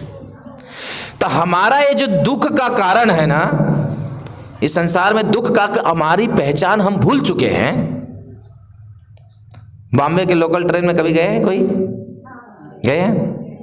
प्लेटफॉर्म पे खड़े रहते हैं, लोकल ट्रेन आती है, और जब लोकल ट्रेन आई हमको बैठना, अगर हम वहाँ पे अपना पहचान भूल जाएं और गलती से लेडीज डब्बे में चढ़ गए तो पहचान भूल गए और लेडीज डब्बे में चढ़ गए तो क्या होगा? पिटाई होगा उसमें भी वो मराठी माता जी लोग जो मछली लेके चलते हैं ना अगर वो आपको पकड़ ले तो इतना धुनाई कर देंगे उधर।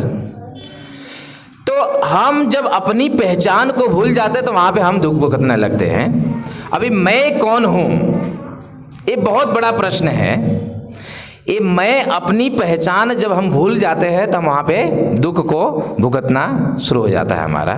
तो ये अच्छी जिज्ञासाओं में से एक जिज्ञासा क्या है, इसके ऊपर आगे चर्चा करेंगे। मैं कौन है ये अगले सत्र में हम चर्चा करेंगे। लेकिन अच्छी जिज्ञासा की मैं बात किया तो अच्छी जिज्ञासा 3 प्रकार की है। उसमें से प्रथम क्या है, मैं कौन हूँ। दूसरा है मेरे जीवन का लक्ष्य क्या है। किसी को पता नहीं, किसी को पूछो आपके जीवन का लक्ष्य क्या है, बत्ती गुल हो जाती है। क्या करना है, सब कंफ्यूज है, क्या करना चाहिए, क्या करना है, जीवन का कोई लक्ष्य ही नहीं है। किसी को पूछो मान लो कि आपके जीवन का लक्ष्य क्या है, कुछ नहीं, अभी काम धंधा कर रहे हैं, नौकरी चल रही है। तो नौकरी पूछो नौकरी किस लिए करते हैं, नौकरी करते हैं अभी पापी पेट का सवाल है। हाँ, अपना पेट तो भरना है ना, नौकरी करेंगे तो कुछ पैसे मिलेंगे, उससे खाएंगे। ठीक है, नौकरी कर रहे हैं खाने के लिए, और खाते किस लिए है?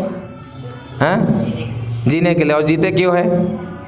फिर से पूरा रूटीन अगर उनका पूछो तो सुबह उठते हैं और जाते हैं नौकरी करते हैं, नौकरी करके धन कमाते हैं, फिर आते हैं खाते हैं, फिर से सोते हैं, फिर से सुबह नौकरी करते हैं, फिर खाते हैं, फिर सोते हैं। तो सोना खाना और नौकरी, हाँ यही है ना, खाना सोना और काम करना, यही सर्कल चल रहा है ना।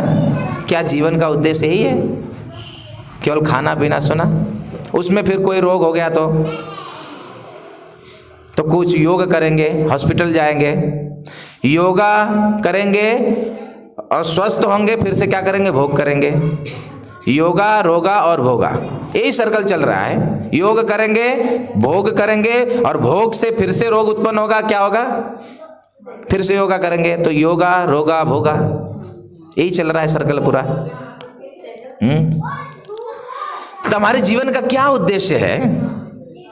हाँ, क्या उद्देश्य है हमारे जीवन का? ये हमको, ये सही जिज्ञासा में से एक जिज्ञासा है कि हमारे जीवन, हम अपने जीवन में, जीवन का लक्ष्य क्या है। प्रथम हमने चर्चा की मैं कौन हूँ, दूसरा हमारे जीवन का लक्ष्य क्या है। और देखिए, हमारे जीवन का लक्ष्य जो है ना, केवल यही नहीं है कि केवल नौकरी करना है, काम करना है, पैसा कमाना है। पैसा कमाना कोई बुरी बात नहीं है, एक हमारा कर्तव्य है कि पैसा को संचय करके हमारा गृहस्थी को चलाना, लेकिन जरूरत से ज़्यादा भी पैसा कमाना हमारे दुख का कारण बनता है। भागवत में वर्णन है कि जरूरत से ज़्यादा पैसा जो है दुख का कारण बनता है। एक साथ में 15 प्रकार के क्लेश लेकर आता है अगर व्यक्ति जरूरत से ज़्यादा पैसे कमाता है तो जरूरत से ज़्यादा नहीं। अब जरूरत कितना है, सबको अपना अपना, उसको अपने अपने हिसाब से जितना ज़रूरत है उतना अपने अपने हिसाब से कैलकुलेशन करना चाहिए। लेकिन ज़रूरत से ज़्यादा जो धन है वो बहुत सारे क्लेश को लेकर आता है, बहुत सारे क्लेश को लेकर आता है। क्योंकि देखिए, ये जो मनुष्य जीवन, मनुष्य का जो खोपड़ी है ना, उसमें कभी भी ना संतुष्टि आता ही नहीं है। कितना भी उसको प्राप्त हो जाए, कितना भी प्राप्त हो जाए, जैसे कि हम सोचते हैं कि अभी भाग दौड़ चल रही है इस संसार में कि लोग ज़्यादा से ज़्यादा पैसा कितना कमाए उसके पीछे भाग रहे हैं। इसके लिए दौड़ मची हुई है इस संसार में इस समय कि कितना ज़्यादा से ज़्यादा, क्योंकि माइंड में है कि जितना ज़्यादा पैसा उतना ज़्यादा सुख। लेकिन जितना ज़्यादा हम सोचते हैं कि चलो अभी हमारे पास साइकिल है तो हम क्या कर रहे हैं, थोड़ा मोटरसाइकिल खरीद लेंगे। अभी मोटरसाइकिल आ जाते तो फिर क्या सोचते हैं, 4 व्हीलर खरीद लेंगे। अभी 4 व्हीलर आ जाते तो फिर क्या सोचते हैं, उससे भी कुछ बड़ा, या फिर चेंज करते हैं, अभी ये नहीं, ये वाला मॉडल, ये वाला मॉडल, ये वाला मॉडल। तो ये जो है, जो पैसा जो कमाते हैं ना, ये कभी भी मनुष्य जीवन में वो संतुष्टि प्राप्त ही नहीं हो सकता है। एक बार की घटना है कि एक व्यक्ति जो है नारद मुनि की उपासना किया। ये नई बात है, नारद मुनि की उपासना। आप सुने हैं कभी नारद मुनि की कोई उपासना करता है, कोई तपस्या करता है? शिव जी की तपस्या करते हैं, है ना, दुर्गा देवी की तपस्या करते हैं, लेकिन नारद मुनि की तपस्या करते हैं ये सुनने के लिए नहीं मिलता है ना। कोई व्यक्ति है नारद मुनि की तपस्या कर रहा है उनको प्रसन्न करने के लिए।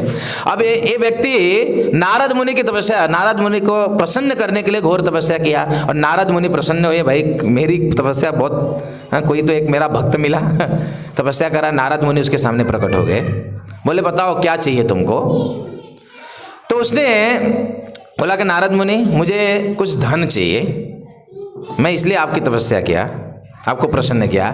नारद मुनि बोला कि ये गलत, रॉन्ग नंबर है, मैं खुद ही भिखारी के जैसा घूमता रहता हूँ। अभी जिसके पास धन है उसकी तपस्या करो ना, जो दे सकता है। मेरे पास कुछ का ठिकाना नहीं, ना तो घर है ना द्वार है, खुद का ठिकाना नहीं, मैं भिखारियों की तरह घूमता रहता हूँ, भजन करता रहता हूँ, मैं आपको क्या धन दूंगा। आपने गड़बड़ नंबर लगा दिया। बोला कि नहीं देखिए, चलिए ठीक है, आपके पास धन नहीं ना, लेकिन आप तो इतना पूरा ब्रह्मांड विचरण करते रहते हैं सब जगह। नारद मुनि को सब जगह जाने की परमिशन दिया है, वो कहीं पे भी किसी से भी समय भ्रमण कर सकते हैं, जा सकते हैं, उनको कोई रोक टोक नहीं है। तो आप तो किधर भी भ्रमण कर सकते हो ना। एक काम करिए, आप एक लेटर लिख दीजिए। आप लेटर लिखिए कि ये व्यक्ति है, कुबेर जी के लेटर लिखिए आप कि ये व्यक्ति है, मेरा इतने दिनों से मेरा तपस्या किया था, आप इसको थोड़ा सा धन प्रोवाइड करके आप साइन करके दे दीजिए। मैं लेटर लेके जाऊंगा, कुबेर जी आपके नाम पे दे ही देंगे मुझे। आप नहीं दे सकते हो, लेकिन आप तो रिकमेंड कर दीजिए, कुबेर जी से मैं ले लूँगा। नारद मुनि सोचे कि चलो कोई बात नहीं है। उन्होंने लिख दिया लेटर और क्या किया, साइन करके दे दिया, लेके जाओ। अब वो व्यक्ति लेके गया कुबेर जी के पास।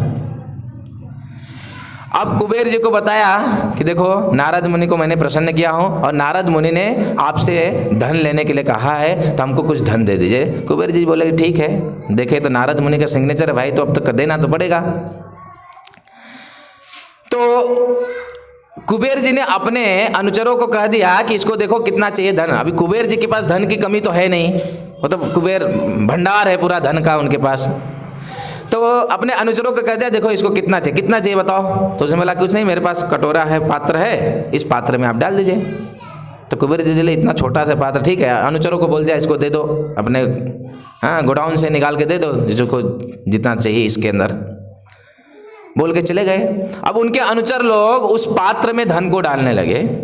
डालते डालते डालते वो पात्र भर ही नहीं रहा है, और ऐसा स्थिति हो गया कि कुबेर जी का पूरा धन जो है समाप्त हो गया, वो पात्र नहीं भरा।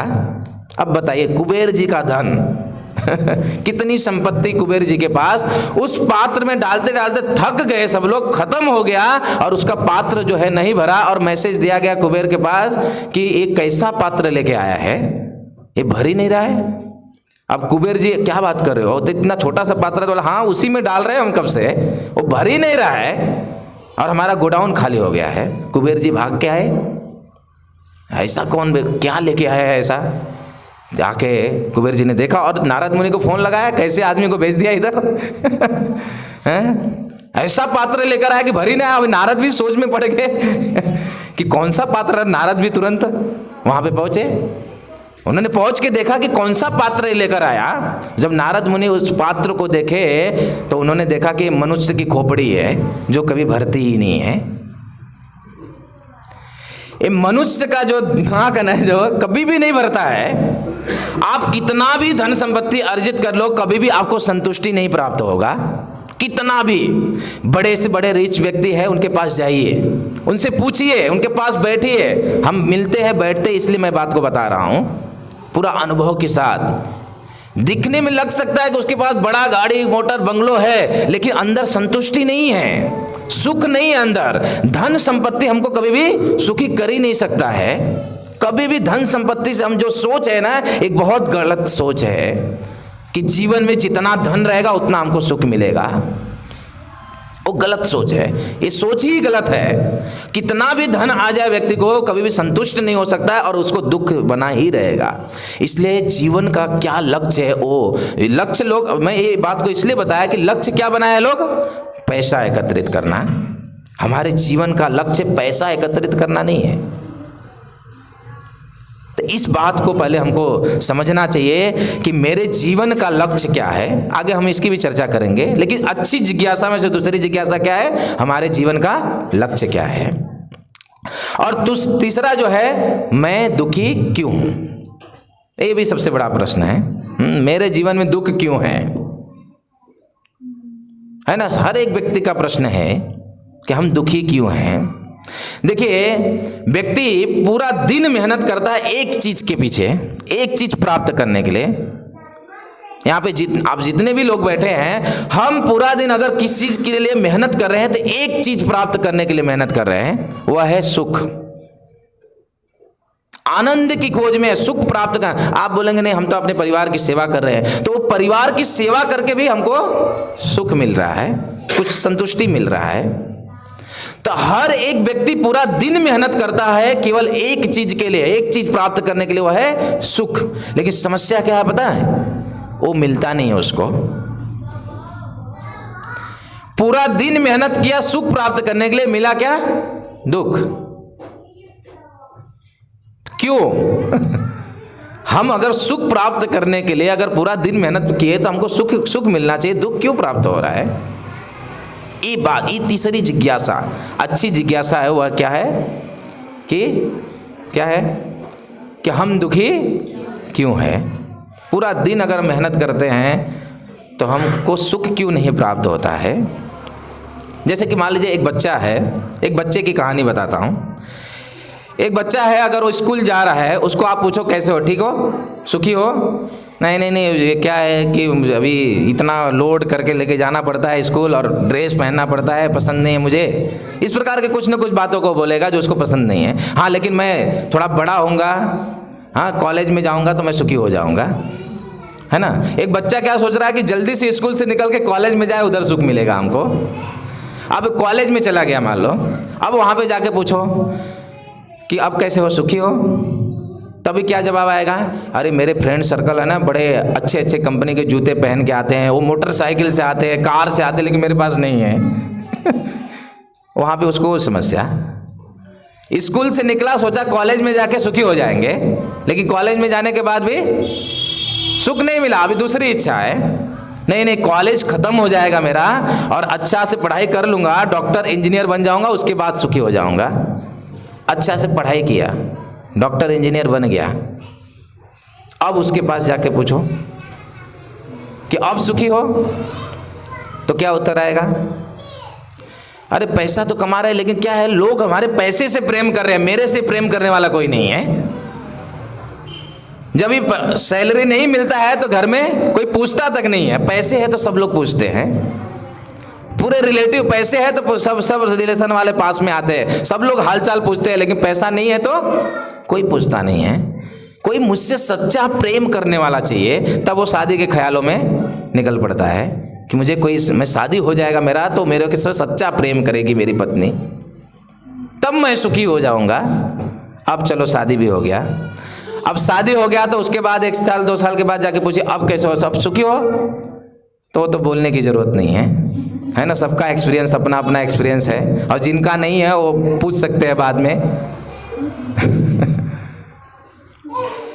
तो व्यक्ति की पूरा समय मेहनत करता है सुख प्राप्त करने के लिए, और वो प्राप्त नहीं। ये सुख कैसा है पता है, ये सुख, एक व्यक्ति कि माँ का तबीयत खराब हो गया और काफ़ी पैसे लग रहे हैं, लेकिन उसके पास पैसे नहीं अपनी माँ का ट्रीटमेंट कराने के लिए, तो मान ले उसको 5 लाख रुपए चाहिए अपनी माँ का ट्रीटमेंट कराने के लिए, क्योंकि उसके पास पैसे नहीं हैं। तो उसने क्या किया, उस व्यक्ति से किसी एक सज्जन के व्यक्ति के पास गया, बोला कि मेरी माँ का तबीयत खराब है, आप मुझे मदद कर दो, मैं 10 दिन में आपको रिटर्न दे दूंगा।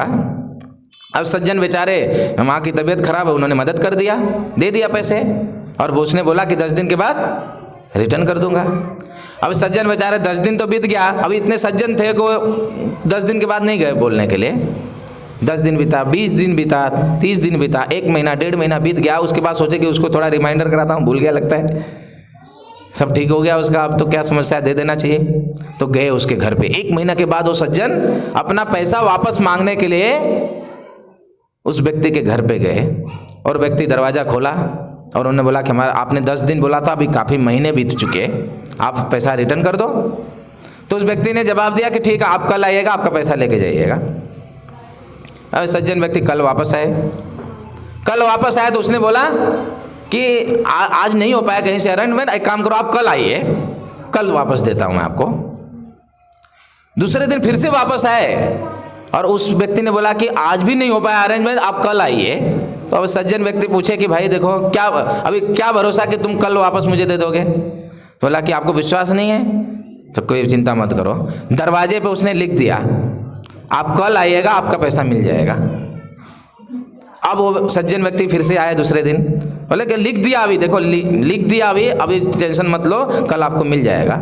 और सज्जन व्यक्ति गए, वापस कल आए। अब तो एक दरवाज़ा खुला, एक दरवाज़ा नहीं खुला, और उन्होंने जाली से, भाई मेरा पैसा दे दो, बाहर से मांग रहे हो। व्यक्ति बोला कि दरवाजे पे लिखा है ना कल आना, लेके जाना।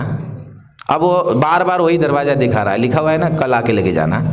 ये सुख इसी प्रकार से हम सोच रहे कल सुखी हो जाएंगे, कल सुखी हो जाएंगे, कल सुखी हो जाएंगे, लेकिन सुखी होते नहीं हैं। अब व्यक्ति, वो सज्जन व्यक्ति राउंड मारते रहे कि हमारा पैसा मिल जाए, हमारा पैसा मिल जाए, और राउंड मारते मारते एक दिन वो मर गए, और सुख, वो पैसे नहीं मिला उनका।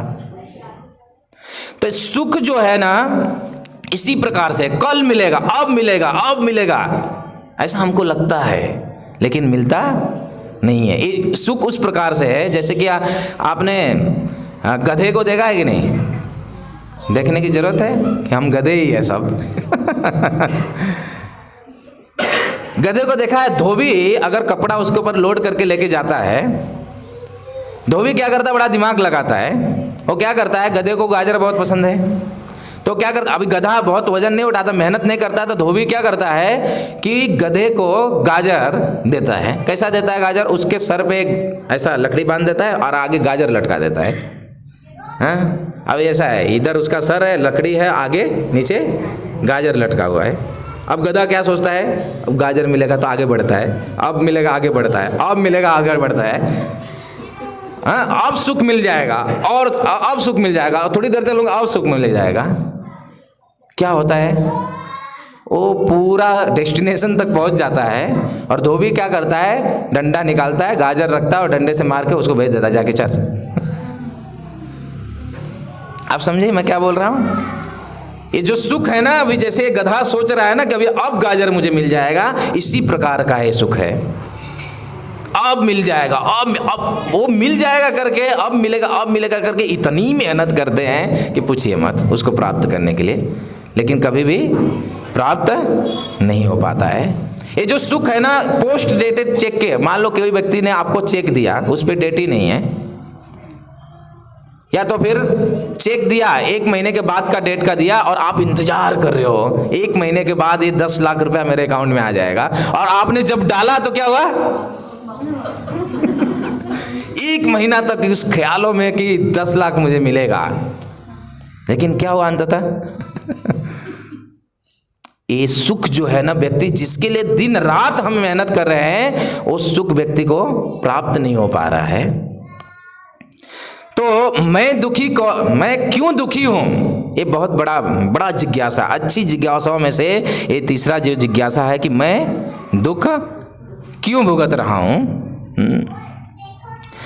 तो अभी समझ गए, जिज्ञासा 2 प्रकार की है। वो क्या है, बुरी जिज्ञासा और अच्छी जिज्ञासा। अच्छी जिज्ञासा 3 प्रकार की है कि मैं कौन हूँ, मेरे जीवन का लक्ष्य क्या है और मैं दुखी क्यों हूँ। ये अच्छी जिज्ञासा जो कि हमको करना चाहिए। अब जब हम ऐसी जिज्ञासा करते हैं तो हमको शुद्ध ज्ञान प्राप्त होता है। जैसे मैंने प्रश्न किया आप लोग से शुरुआत में, आपके अंदर जिज्ञासा हुआ तो यहाँ पे क्या मिल रहा है, सही ज्ञान प्राप्त होता है। जब हम जिज्ञासा, इस मनुष्य जीवन में हम जिज्ञासा करते हैं तो हमको सही ज्ञान प्राप्त होता है। अब सही ज्ञान, शुद्ध ज्ञान प्राप्त करने का क्या विधि है, इसके बारे में थोड़ा सा जानेंगे कि शुद्ध ज्ञान प्राप्त करने का विधि क्या है। क्योंकि अभी ये शुद्ध ज्ञान कहीं रोड पे चलते हुए तो मिलेगा नहीं, है ना। उसकी विधि क्या है, ये शुद्ध ज्ञान प्राप्त करने की क्या विधि है। तो शुद्ध ज्ञान जो है ना, 3 प्रकार से हमको प्राप्त होता है, 3 माध्यम से प्राप्त होता है सही ज्ञान। शुद्ध ज्ञान जो है हमको 3 माध्यम से प्राप्त होता है। एक है प्रत्यक्ष प्रमाण, दूसरा है अनुमान प्रमाण और तीसरा है शब्द प्रमाण। इन 3 माध्यम से हमको ज्ञान की प्राप्ति होता है, सही ज्ञान की प्राप्ति होता है। इसमें से भी 3 में से प्रथम 2 है जो प्रत्यक्ष प्रमाण और अनुमान प्रमाण, ये इनकम्प्लीट है। कैसे है उसके विषय में थोड़ा हम चर्चा करेंगे। हाँ, समझ रहे हैं ना आप, शुरुआत से याद रखें ना, जिज्ञासा, आप जिज्ञासा के वशीभूत होकर यहाँ पे आए। अब जिज्ञासा 2 प्रकार की होती है, बुरी जिज्ञासा और अच्छी जिज्ञासा। और अच्छी जिज्ञासाओं में हमने 3 बातें की, मैं कौन हूँ, मेरे जीवन का लक्ष्य क्या है और मैं दुखी क्यों है। ठीक है। अब जिज्ञासा करने से हमको ज्ञान प्राप्त होता है। ठीक है। अभी ज्ञान प्राप्त करने का कौन से माध्यम है, ये 3 बातों को हमने बताया, प्रत्यक्ष प्रमाण के रूप में और अनुमान प्रमाण और शब्द प्रमाण। अभी इसके बारे में प्रत्यक्ष प्रमाण, ये प्रत्यक्ष प्रमाण है जो है इनकम्प्लीट है, इससे पूर्ण रूप से ज्ञान नहीं प्राप्त किया जाता है। प्रत्यक्ष प्रमाण मतलब हमारी इंद्रियों के द्वारा प्राप्त हुआ ज्ञान, जिसके ऊपर लोग आज बहुत बिलीव करते हैं। मैं देखूंगा तभी मानूंगा, है ना, इसके ऊपर ज्यादा बिलीव करते हैं। लेकिन ये इनकम्प्लीट है, ये सही ज्ञान नहीं है। हमारी इंद्रियां जो है अपूर्ण है, अपूर्ण इंद्रियों से हम पूर्ण ज्ञान प्राप्त ही नहीं कर सकते हैं। जैसे यहाँ पे हवा है कि नहीं है, ना है कि नहीं, नहीं है ना। दिख किधर रहा है, दिख रहा है, दिख नहीं रहा है, मतलब इसका मतलब है वो कि नहीं है, दिख नहीं रहा है लेकिन है, हमको विश्वास कि है हवा। इसका मतलब क्या है, हवा है लेकिन हम देख नहीं पा रहे हैं।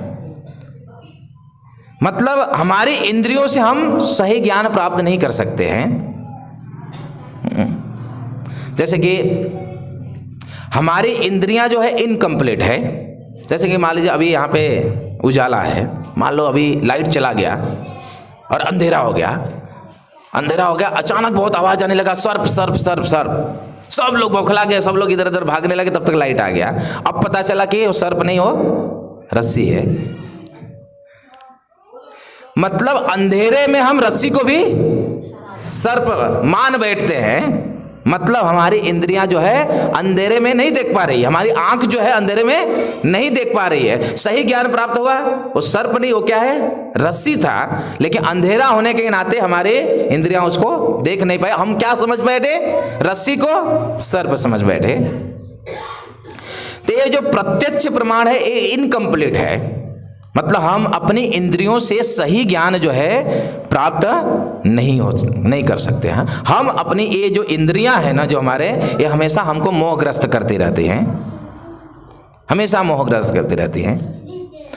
जैसे कि आपने कि मान लो जे कि एक नॉर्मल वाटर है और एक गर्म वाटर है, दो पात्र में रखा हुआ है। एक में गर्म वाटर है और एक में सादा वाटर है, हाँ, सादा पानी और गर्म पानी, ठीक है।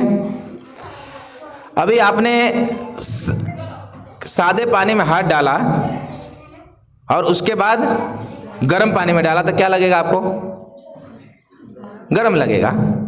लेकिन आपने गर्म पानी में हाथ डाला उसके बाद, तो वही पानी जो सादा था अभी क्या लगेगा, ठंडा लगेगा, क्योंकि आपने पहले गर्म पानी में हाथ डाला, उसके बाद सादे पानी में डालोगे तो आपको वो पानी ठंडा लगेगा। चलिए ठीक है, मान लीजिए कि संतरा है, आपने संतरा खाया, आपने पहले नींबू खाया, उसके बाद संतरा खाया, तो संतरा कैसा लगेगा, मीठा लगेगा, एकदम स्वीट लगेगा। लेकिन आप कुछ ना खा के संतरा खाओगे तो थोड़ा खट्टा लगेगा। अगर मान लो थोड़ा शक्कर आपने खा लिया उसके बाद संतरा खाया तो इससे पता चलता है कि हमारी इंद्रियां जो है ना इनकम्प्लीट है। हम अपनी इस इंद्रियों से जो है वो परफेक्ट ज्ञान नहीं प्राप्त कर सकते हैं, परफेक्ट ज्ञान नहीं प्राप्त कर सकते हैं। ये इंद्रियां हमारे हमेशा धोखा खाने का, हमेशा धोखा खाती रहती है, हमेशा इंद्रियां हमारे, लोग बोलते हैं ना कि हमको ये व्यक्ति धोखा दे दिया, हमारी इंद्रियां ही हमको धोखा दे रही हैं। ये इंद्रियां जो है इनकम्प्लीट है, ये हमेशा मोहग्रस्त होते रहते हैं। इस इंद्रियों से हम सही पूर्ण रूप से ज्ञान नहीं प्राप्त कर सकते हैं। जैसे ये दीवार है, इसके बाजू में कुछ है, इसके बाजू में कुछ है, लेकिन दिख रहा है, नहीं दिख रहा है, लेकिन है, दिख नहीं रहा है लेकिन है ना। तो इंद्रियों से हमारी इंद्रियों से हम पूर्ण ज्ञान, शुद्ध ज्ञान नहीं प्राप्त कर सकते हैं। ज्ञान प्राप्त करने का ये माध्यम है, लेकिन ये पूर्ण रूप से हम शुद्ध ज्ञान इस इंद्रियों से नहीं प्राप्त कर सकते। तो दूसरा है प्रत्यक्ष प्रमाण हो गया, दूसरा है अनुमान प्रमाण, अनुमान लगाते हैं। अनुमान प्रमाण भी गलत है। जैसे कि मान लीजिए रोड पे जा रहे हैं दोपहर के समय, कार से जा रहे हैं दोपहर के समय, तो क्या दिखता है, बहुत दूर जो है पानी दिखाई देता है रोड पे, लेकिन वहाँ हम पहुँचते तो पानी नहीं है। धोखा खा रहे हैं ना, हमने अनुमान लगा कि वहाँ पे पानी है, लेकिन नहीं है। वैज्ञानिक लोग अनुमान लगाते हैं कुछ कि सूर्य पे क्या होगा क्या नहीं होगा, ये सारे अनुमान लगाते हैं, लेकिन वो आज तक पता नहीं कर पाए कि वहाँ पे क्या है। तो अनुमान प्रमाण भी ये जो है पूर्ण रूप से सत्य नहीं है, ये अपूर्ण है। इससे हम अनुमान लगा के भी हम ज्ञान नहीं प्राप्त कर सकते हैं। तीसरा है शब्द प्रमाण। ये शब्द प्रमाण जो है एक ऐसा माध्यम है जिससे हम पूर्ण और शुद्ध ज्ञान प्राप्त कर सकते हैं। बहुत महत्वपूर्ण है, हमको जानना चाहिए कि ये जो शब्द प्रमाण है ये हमको पूर्ण और शुद्ध ज्ञान हमको दे सकता है। बाकी जो है हम देखेंगे तभी मानेंगे, ये सब कुछ बेकार है। इंद्रियां हमारी पूर्ण रूप से शुद्ध ज्ञान हमको दे ही नहीं सकती हैं। अब ये शब्द प्रमाण क्या है, हमारे वेद और शास्त्र जो है ये क्या है, ये शब्द प्रमाण है। शब्द के ऊपर, ये शब्द जो है ना, शब्द के ऊपर हमको विश्वास करना चाहिए। जैसे मान लीजिए ऑस्ट्रेलिया में मैच चल रहा है, ठीक है, अब स्कोर जानना है कि कितना स्कोर हुआ मैच का, तो हम क्या करेंगे, ऑस्ट्रेलिया जाके देखेंगे, नहीं नहीं, हम देखेंगे तभी विश्वास करेंगे। कमेंट्री के ऊपर विश्वास नहीं करेंगे, टीवी के ऊपर विश्वास नहीं करेंगे। कमेंट्री बोला जा रहा है लेकिन विश्वास नहीं करेंगे। हम क्या करेंगे, वहाँ पे देखेंगे जाके, तभी विश्वास होगा। ऐसा है नहीं, शब्द आ रहा है वहाँ से कि इतने रन बने, तो हमको लग रहा है इतने रन बने। तो ये जो शब्द है, शब्द के ऊपर हमको विश्वास करना। इस शब्द जो है, वेद जो है ना, इस शब्द प्रमाण के अंतर्गत आता है, उसके ऊपर हमको पूर्ण रूप से विश्वास करना चाहिए। जैसे हम डेली टूथपेस्ट करते हैं, करते हैं। अगर टूथपेस्ट करते हो तो अब मत करिएगा, पाउडर यूज करिए गौशाला का। ये टूथपेस्ट जहर है, ठीक है, वो बाद में विषय चेंज हो जाएगा। तो हम टूथपेस्ट करते हैं, और टूथपेस्ट के अगर कोई बोले कि टूथपेस्ट में जहर है, हमको विश्वास होगा? नहीं होगा। तो अभी टूथपेस्ट पे लिखा हुआ है कि भाई ये सही चीज है, तो हम उसको मानते हैं, है ना। किसी ने बोल दिया ना कि टूथपेस्ट कितना एडवर्टाइज होता है, बोल दिया कि ये सही चीज है, तो हम उसके ऊपर विश्वास करते हैं। इस शब्द प्रमाण के ऊपर हमको विश्वास करके चलना पड़ेगा, तभी हम क्या होंगे, सही ज्ञान को प्राप्त कर सकते हैं। दूध वाला दूध देने आया, अभी हम सोचेंगे कि अरे जहर भी सफेद होता है, दूध भी सफेद है, कहीं इसमें जहर होगा तो नहीं। दूध, अभी वो व्यक्ति के ऊपर विश्वास कर रहे हैं ना। तो इस शब्द प्रमाण जो है, शब्द प्रमाण जो है हमारे वेद और शास्त्र, वेद और शास्त्रों में हम जो बताया गया है उसके ऊपर हमको पूर्ण रूप से विश्वास करना पड़ेगा, तभी हमको पूर्ण और सही ज्ञान प्राप्त हो सकता है, अन्यथा नहीं प्राप्त हो सकता है। अब ये शब्द प्रमाण हम कैसे माने कि वेद और शास्त्रों में जो बताया गया वो सही है? वेद और शास्त्रों में जो बताया गया वो कैसे सही है, ये हम कैसे विश्वास करें? जैसे कि मान लीजिए अभी कुछ 400-500 कुछ वर्ष पहले वैज्ञानिक लोगों ने ये निकाला कि गाय का जो गोबर है उसमें बहुत सारे एंटीसेप्टिक तत्व पाए जाते हैं, बहुत सारे उसके अंदर गुण हैं जो कि एक व्यक्ति के जीवन के लिए बहुत मददगार है, उसके हेल्थ के लिए बहुत अच्छा है।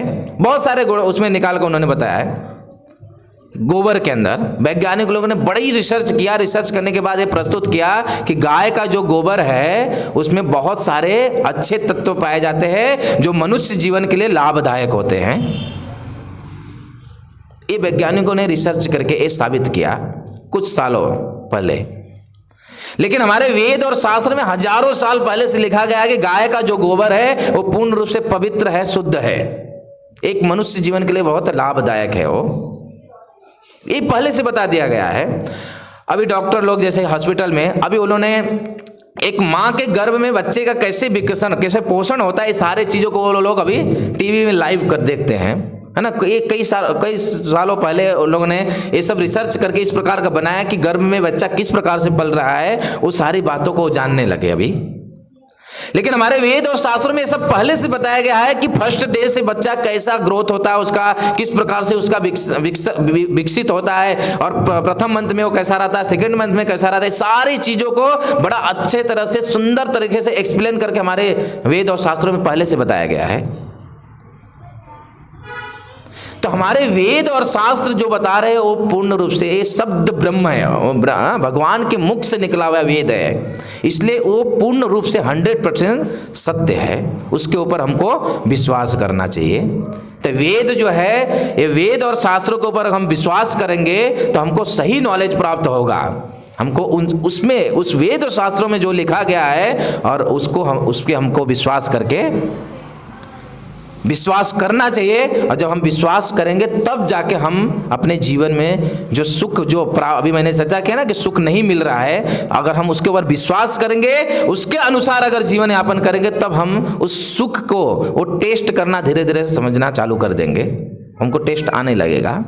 अभी ये जो वेद है पूर्ण रूप से सत्य है, इससे वेद से पूर्ण रूप से हमको ये ज्ञान। अब ये वेद है जो बहुत विशाल है।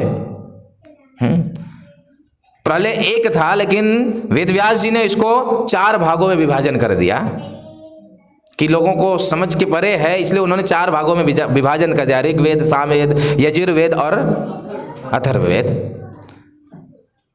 पहले वेद जो है श्रुतियों में था, मतलब लिपिबद्ध नहीं था। क्या था? श्रुतियों में था, लोग सुनते थे, उनको याद होता है। याद रहता था, पहले श्रुतियों में था, लेकिन कलयुग की जीवों की स्थिति को देखकर वेदव्यास जी ने इसको लिपिबद्ध कर दिया। क्योंकि कलयुग में क्या होगा, प्रायण अल्पायुपः सभ्य, हर एक चीज बहुत मंद हो जाएगा, जीवन भी बहुत कम हो जाएगा, बुद्धि भी बहुत कम होगी, है ना, बुद्धि बहुत कम होगी। मैं पूछूं आपसे, परसों आपने कौन सी सब्जी खाया था, याद है? उन्होंने ही बनाया था, बताइए। ये हमारी बुद्धि है, हमने कल क्या खाया था, हमने भी बना के खाया था, कल खाया, परसों क्या खाया था, हमने ही कुकिंग किया, लेकिन हमको याद नहीं है कि हमने परसों क्या खाया। ये कलयुग की बुद्धि है जो कि बिल्कुल याद नहीं रख पाती है कुछ भी चीजें। तो इस परिस्थिति को देखते हुए, कलयुग की परिस्थितियों को देखते हुए वेदव्यास ऋषि ने क्या किया, कि ये जो वेद और शास्त्र है उसको बहुत क्या कर दिया उन्होंने, उसको लिपिबद्ध कर दिया।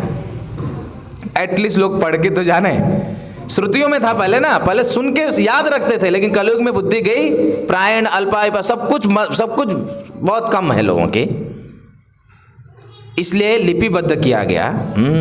और वेद जो कि विशाल है, इतना विशाल वेद है, अगर वेद के बारे में अगर मैं एक हिस्ट्री बताऊं कि वेद इतना विशाल था कि जब भी मुगल की जो सेना जो भारत के ऊपर चढ़ाई की थी ना, मुगलों की सेना जब ना मथुरा में हमारे पहुंची, मथुरा धाम में, तो वहां पे उन लोगों ने कई महीनों तक, 6 महीनों तक अपने कैंप को लगा के रखा, 6 महीनों तक। ये मुगल लोग, ये मुगल लोग और ये जो लोग थे ना, हमारे संस्कृति को एकदम तबाह करके गए एक्चुअली।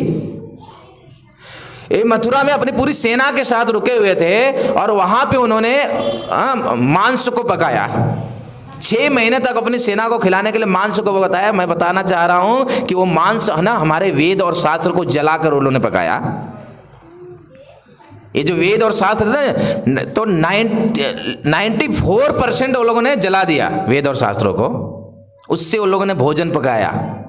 ये जो मुगल लोग थे जब चढ़ाई किए थे, तो अब हमारे पास केवल 6% ही वेद शास्त्र बचे हुए हैं। अब जो हम लोग को प्राप्त है, उपलब्ध है, हमारी लाइब्रेरी में जो उपलब्ध है ना, वो 6% ही मात्र है। अब वो 6% भी इतना है कि हम उसको समझे तो पूरा जीवन निकल जाए, फिर भी नहीं समझ पाएंगे, इतना है, इतना विशाल है। और वो भी देखिए, वेद और शास्त्र भी ये जो है ये पूर्ण रूप से संस्कृत में है। अभी देखिए 2 प्रकार की संस्कृत होती है, एक लौकिक संस्कृत होता है, एक अलौकिक संस्कृत होता है। अभी लौकिक में ही हमारा ठिकाना नहीं है, हम लौकिक संस्कृत भी समझ नहीं पाते, तो अलौकिक की बात ही छोड़ दीजिए। वेद और शास्त्र ये अलौकिक संस्कृति के अंतर्गत है। तो इस सारे चीजों को भगवान कृष्ण ने देखा। अब वापस आइए उस युद्ध स्थल में जहां पे भगवान ने गीता की चर्चा की। भगवान ने देखा इस कलयुग के जीवों की एकदम बुद्धिमंद है, सब कुछ बहुत कम रहेगा, ये वेद और शास्त्र इनके मन के अंदर जाने वाला नहीं है। तो भगवान ने क्या किया, इन सारे वेद और शास्त्रों का जितना भी बचा हुआ है, इस सब को उन्होंने क्या किया, सभी वेद और शास्त्रों का सार के रूप में हमको भगवत गीता प्रदान किया। अब भगवत गीता ये जो है पुस्तक, मैंने पहले बताया इसमें 18 अध्याय और 700 श्लोक है। अब ये पूरे वेद और शास्त्रों का सार है इसके अंदर। अगर हम इसको समझ लें तो हम पूरे वेद और शास्त्रों को समझ गए, समझ लीजिए ऐसा। अब ये तो हम पूर्ण रूप से समझने के लिए नहीं बैठे, हम इसके अंदर 5 विषय क्या क्या है उसकी चर्चा हम करने वाले हैं। लेकिन हम आज जो है भगवद गीता के इस परिचय के विषय हमने समझा। अभी सारे वेदों का जो सार है, क्या मैंने अभी बताया, भगवद गीता। भगवान कृष्ण ने सभी वेद को सार के रूप में उन्होंने क्या किया, उस महाभारत के युद्ध स्थल में अर्जुन को माध्यम बनाया, हम सारे जीवों को शिक्षा दिया, सभी को ले। तो ये भगवद गीता अगर हम समझते हैं तो हम सभी वेद और शास्त्रों को समझ लीजिए हम समझ पाए। अगर हम उसको समझ रहे हैं तो वेद और शास्त्रों को हम सही ढंग से समझ पाएंगे।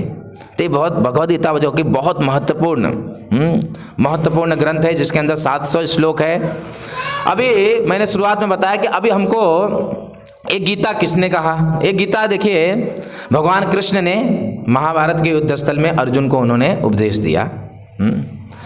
वेद और शास्त्रों को सार के रूप में उन्होंने प्रस्तुत कर दिया है, पूरा गीता के अंदर सब बता दिया, जिसमें कि कृष्ण ने लगभग 574 श्लोक कृष्ण ने बोला। भगवान कृष्ण ने 574 श्लोक जो है भगवान कृष्ण ने इस गीता में बोला। कितने श्लोक है इस गीता में? 700 है। तो 574 कृष्ण ने बोला और 84 जो है अर्जुन ने बोला, और उसके बाद 42 जो कि संजय ने बोला, और एक जो है धृतराष्ट्र ने बोला। इस प्रकार से 700 श्लोक, ये जो कन्वर्जेशन है पूरा 700 श्लोकों का, ये भगवान कृष्ण ने ये वेद और शास्त्रों को सार के रूप में हमको प्रस्तुत किया। तो अभी देखिए, अब प्रश्न उठता है कि गीता, जब गीता की बात आती है तो लोग के मन में एक स्वाभाविक प्रश्न होता है, कौन सी गीता? अब गीता तो भगवान कृष्ण ने एक ही सुनाया, लेकिन अब जब गीता लेने जाते हैं दुकान पे तो पूछते हैं कौन सी गीता ले। क्यों? क्योंकि इस समय गीता जो कि मार्केट में लगभग 800 प्रकार के, 800 से भी ज़्यादा प्रकार के जो गीता उपलब्ध है, तो हमको कौन सी गीता पढ़नी चाहिए? एक बड़ा कन्फ्यूजन बन गया है अभी, कौन सी गीता पढ़नी चाहिए? यथारूप।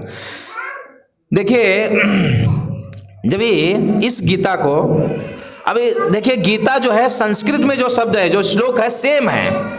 कोई भी आप गीता लेंगे तो उसमें संस्कृत जो श्लोक है जो सब एक समान है, उसमें कोई चेंजेस नहीं है, जो भगवान ने बोला वही है। लेकिन लोगों ने क्या किया, गीता के ऊपर अपने अपने अलग अलग प्रकार से लोगों ने अपनी अपनी मंत्रणा, अपने अपने परपड़, अपने अपने तात्पर्य को लिखा।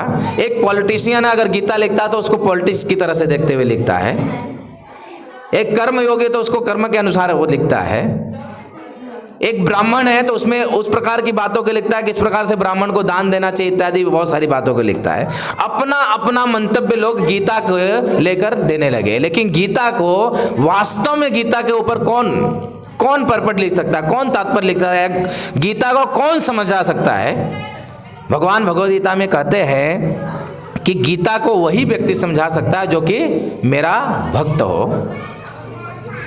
जब तक कोई भगवान का भक्त नहीं है तब तक वो व्यक्ति गीता को सही से समझा नहीं सकता, सही बता नहीं सकता। अब देखिए, हमको समझने के लिए किसी न किसी के पास तो जाना पड़ेगा, क्योंकि है संस्कृत और हम संस्कृत में पैदल हैं, कुछ नहीं जानते हैं, लेकिन किसी न किसी के तो पास जाना होगा।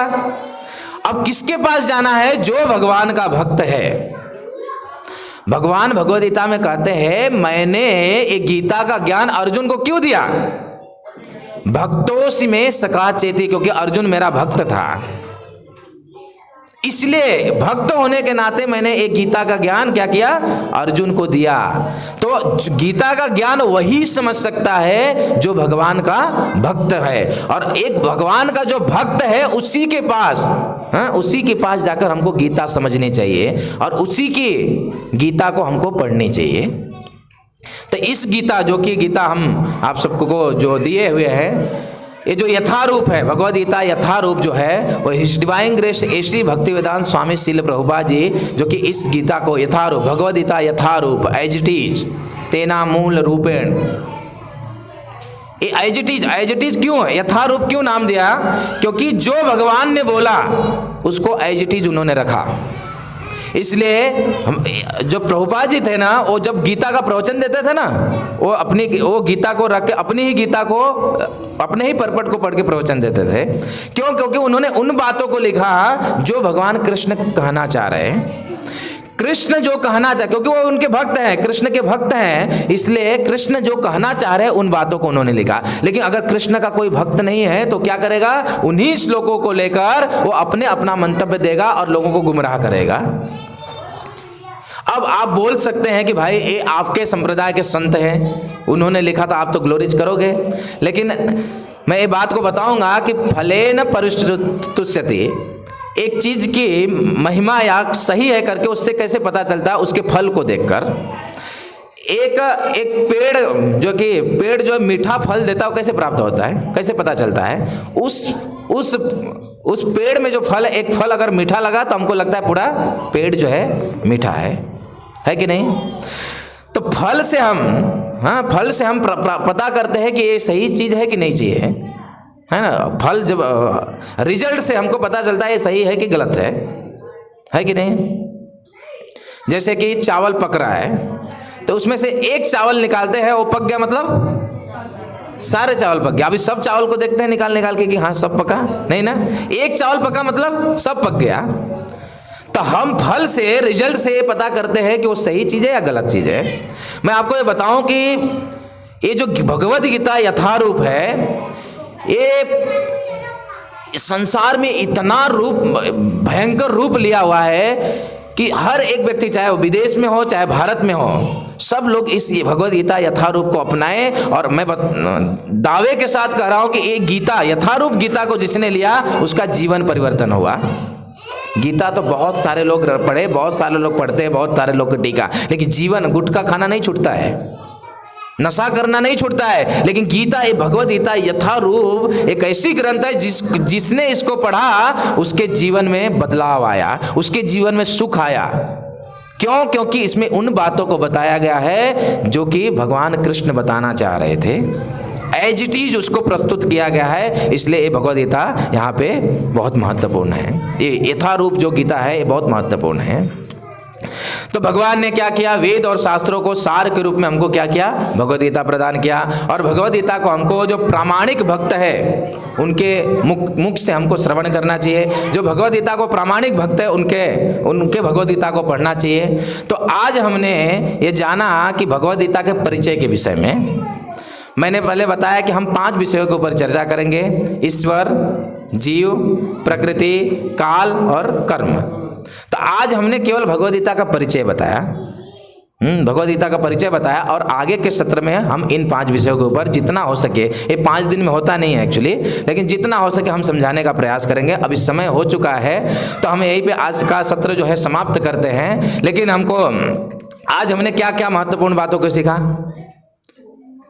कि मनुष्य जीवन हमको मिला है तो क्या करना चाहिए? जिज्ञासा करना चाहिए। अब जिज्ञासा 2 प्रकार की है। क्या है वो? अच्छी जिज्ञासा और बुरी जिज्ञासा। अभी अच्छी जिज्ञासा क्या है? 3 प्रकार के हैं। वो क्या है? मैं कौन हूँ, मेरे जीवन का लक्ष्य क्या है, और मैं दुख क्यों हूँ, वो कहते हैं। ये अच्छी जिज्ञासा है। अब ये अच्छी जिज्ञासा जब होती है तो शुद्ध ज्ञान प्राप्त होता है। और शुद्ध ज्ञान प्राप्त करने का 3 प्रकार हमने बताया: प्रत्यक्ष प्रमाण, अनुमान प्रमाण और शब्द प्रमाण। और उसमें कौन सा सही है? शब्द प्रमाण जो है वो सत्य है, क्योंकि भगवान का शब्द प्रमाण जो है भगवान के मुख से निकला हुआ जो शब्द है। वेद क्या है? वो भगवान के मुख से निकला हुआ जो शब्द है वो वेद। भगवान कुछ भी बोलते हैं वो वेद है, उनके मुख से वेद निकलता है। तो ये जो शब्द प्रमाण है जो कि हम उससे सही ज्ञान प्राप्त कर सकते हैं। और ये शब्द प्रमाण हमारे वेद और शास्त्र है। और समस्त वेद और शास्त्रों को भगवान ने इस कलयुग के बद्ध जीवों के लिए उन्होंने क्या कर दिया? समस्त वेद और शास्त्रों को इस भगवद गीता के अंतर्गत डाल के हमको प्रदान कर दिया। और जिस भगवद गीता को हम समझने के लिए यहाँ पे बैठे हुए। अब किसी का कोई प्रश्न है तो आप प्रश्न करिए, नहीं तो फिर हम आज का सत्र यहीं पे समाप्त करेंगे। कल मेरा निवेदन है कि सब लोग 7 बजे आए तो हम बराबर क्या करेंगे? सही इन विषयों को समझ सकते हैं। अभी हमने 5 विषय जो बताया है, गीता में 5 विषयों की चर्चा हुई है, तो उसको हम समझ पाएंगे अगर हम सही समय पे आएंगे। क्योंकि लेट तो हम नहीं करेंगे, क्योंकि सबको अलग अलग जगह जाना रहेगा, तो ज़्यादा समय नहीं है, जो समय टाइम पे ही ख़त्म करेंगे। थोड़ा बहुत इधर उधर हो सकता है, लेकिन आप समय पे आएंगे तो समय पे हम समाप्त करेंगे और सही जो नॉलेज है आप वो प्राप्त कर सकते हैं। ठीक है, तो बहुत बहुत धन्यवाद। किसी का कोई प्रश्न है तो पूछ सकते हैं, अगर नहीं तो मैं क्लास के बाद भी पूछ सकते हैं मिलके, कोई प्रॉब्लम नहीं। तो अभी सभी के लिए जो है मंदिर से प्रसादम है, प्रसादम की व्यवस्था है। अभी आप प्रसाद पाके आप घर जा सकते हैं। अभी क्या करिएगा, आप नोटबुक लेके आ सकते हैं घर से, अगले दिन नोटबुक, क्योंकि ये बातें जो है ना, मैं क्या बोला, परसों सब्जी क्या बना याद नहीं है, तो अभी आज की बात कल थोड़ा बहुत याद रह गया, घर पे जाकर नोट्स बना लोगे तो अच्छा है। नोट्स ना हमेशा जब हम नोट्स बनाते हैं ना, कलयुग का मैं विचारधारा बोल रहा हूँ, बुद्धि कैसी है, अगर हम नोट्स बनाते हैं ना वो अपने माइंड में फिट हो जाता है। नोट्स नहीं बनाते हैं ना तो वो निकल जाता है। आज सुने और निकल जाएगा वो। इसलिए मैं पहले ही बताया कि एक कथा नहीं है, कथा में श्रद्धा और भाव प्रधान होता है, लेकिन ये कोर्स है, मैंने बताया भगवद गीता का कोर्स है, इसमें बुद्धि प्रधान कोर्स है। अपनी बुद्धि को इसमें लगाना है और लगाकर जो भी आप महत्वपूर्ण, बहुत सारे महत्वपूर्ण बातों को आप श्रवण करेंगे, सुनेंगे और उसको पॉइंट बनाकर अगर आप लिखते जाएंगे तो वो आपको काम आने वाला है। सुख तभी मिलेगा जब वो चीज़ें याद रखेंगे। तो याद रखेंगे तो हम उस प्रकार से कार्य करेंगे, उस प्रकार से कार्य करेंगे तो हमसे सुख प्राप्त होगा। तो मेरा निवेदन है कि नोटबुक और पेन भी लेकर आइए और हम जो भी बातों को यहाँ पे बता रहे हैं उन सारों को नोट डाउन करते जाए तो और अच्छा रहेगा, महत्वपूर्ण बातों को। ठीक है, तो हम समाप्त करते हैं। श्रीमद् भगवद गीता की जय। हाँ जी, 5 दिन का कोर्स है ना, तो पूरा प्लानिंग बताइए ना। आज तो परिचय हुआ बराबर। हाँ, दूसरे तीसरे चौथे वही 5 विषयों के ऊपर चर्चा मैंने पहले ही बता दिया था, आप लेट आए तो। हम ये 5 दिन के कोर्स में हम 5 बातों को श्रवण करेंगे जो भगवद गीता के अंदर ना महत्वपूर्ण 5 विषयों का चर्चा हुई भगवद गीता के अंदर। वह है ईश्वर, जीव, प्रकृति, काल और कर्म। इन 5 चीज़ों की चर्चा जो है भगवद गीता में हुई है। तो इन्हीं को हम क्या बोलते हैं, सार के रूप में, डिटेल तो नहीं जा पाएंगे लेकिन सार के रूप में हम इसको इन 5 विषयों को समझेंगे कि क्या है भगवद गीता के अंदर, ये 5 विषय क्या है, उनके ऊपर हम चर्चा करेंगे। ठीक है, आज परिचय हमने केवल बताया, कल से हम विषय को स्टार्ट करेंगे। ठीक है, हरे कृष्णा। श्रील प्रभुपाद की जय। ग्रंथराज श्रीमद् भगवद गीता की जय। तो सभी के लिए प्रसाद है, आप प्रसाद पाके जाइए।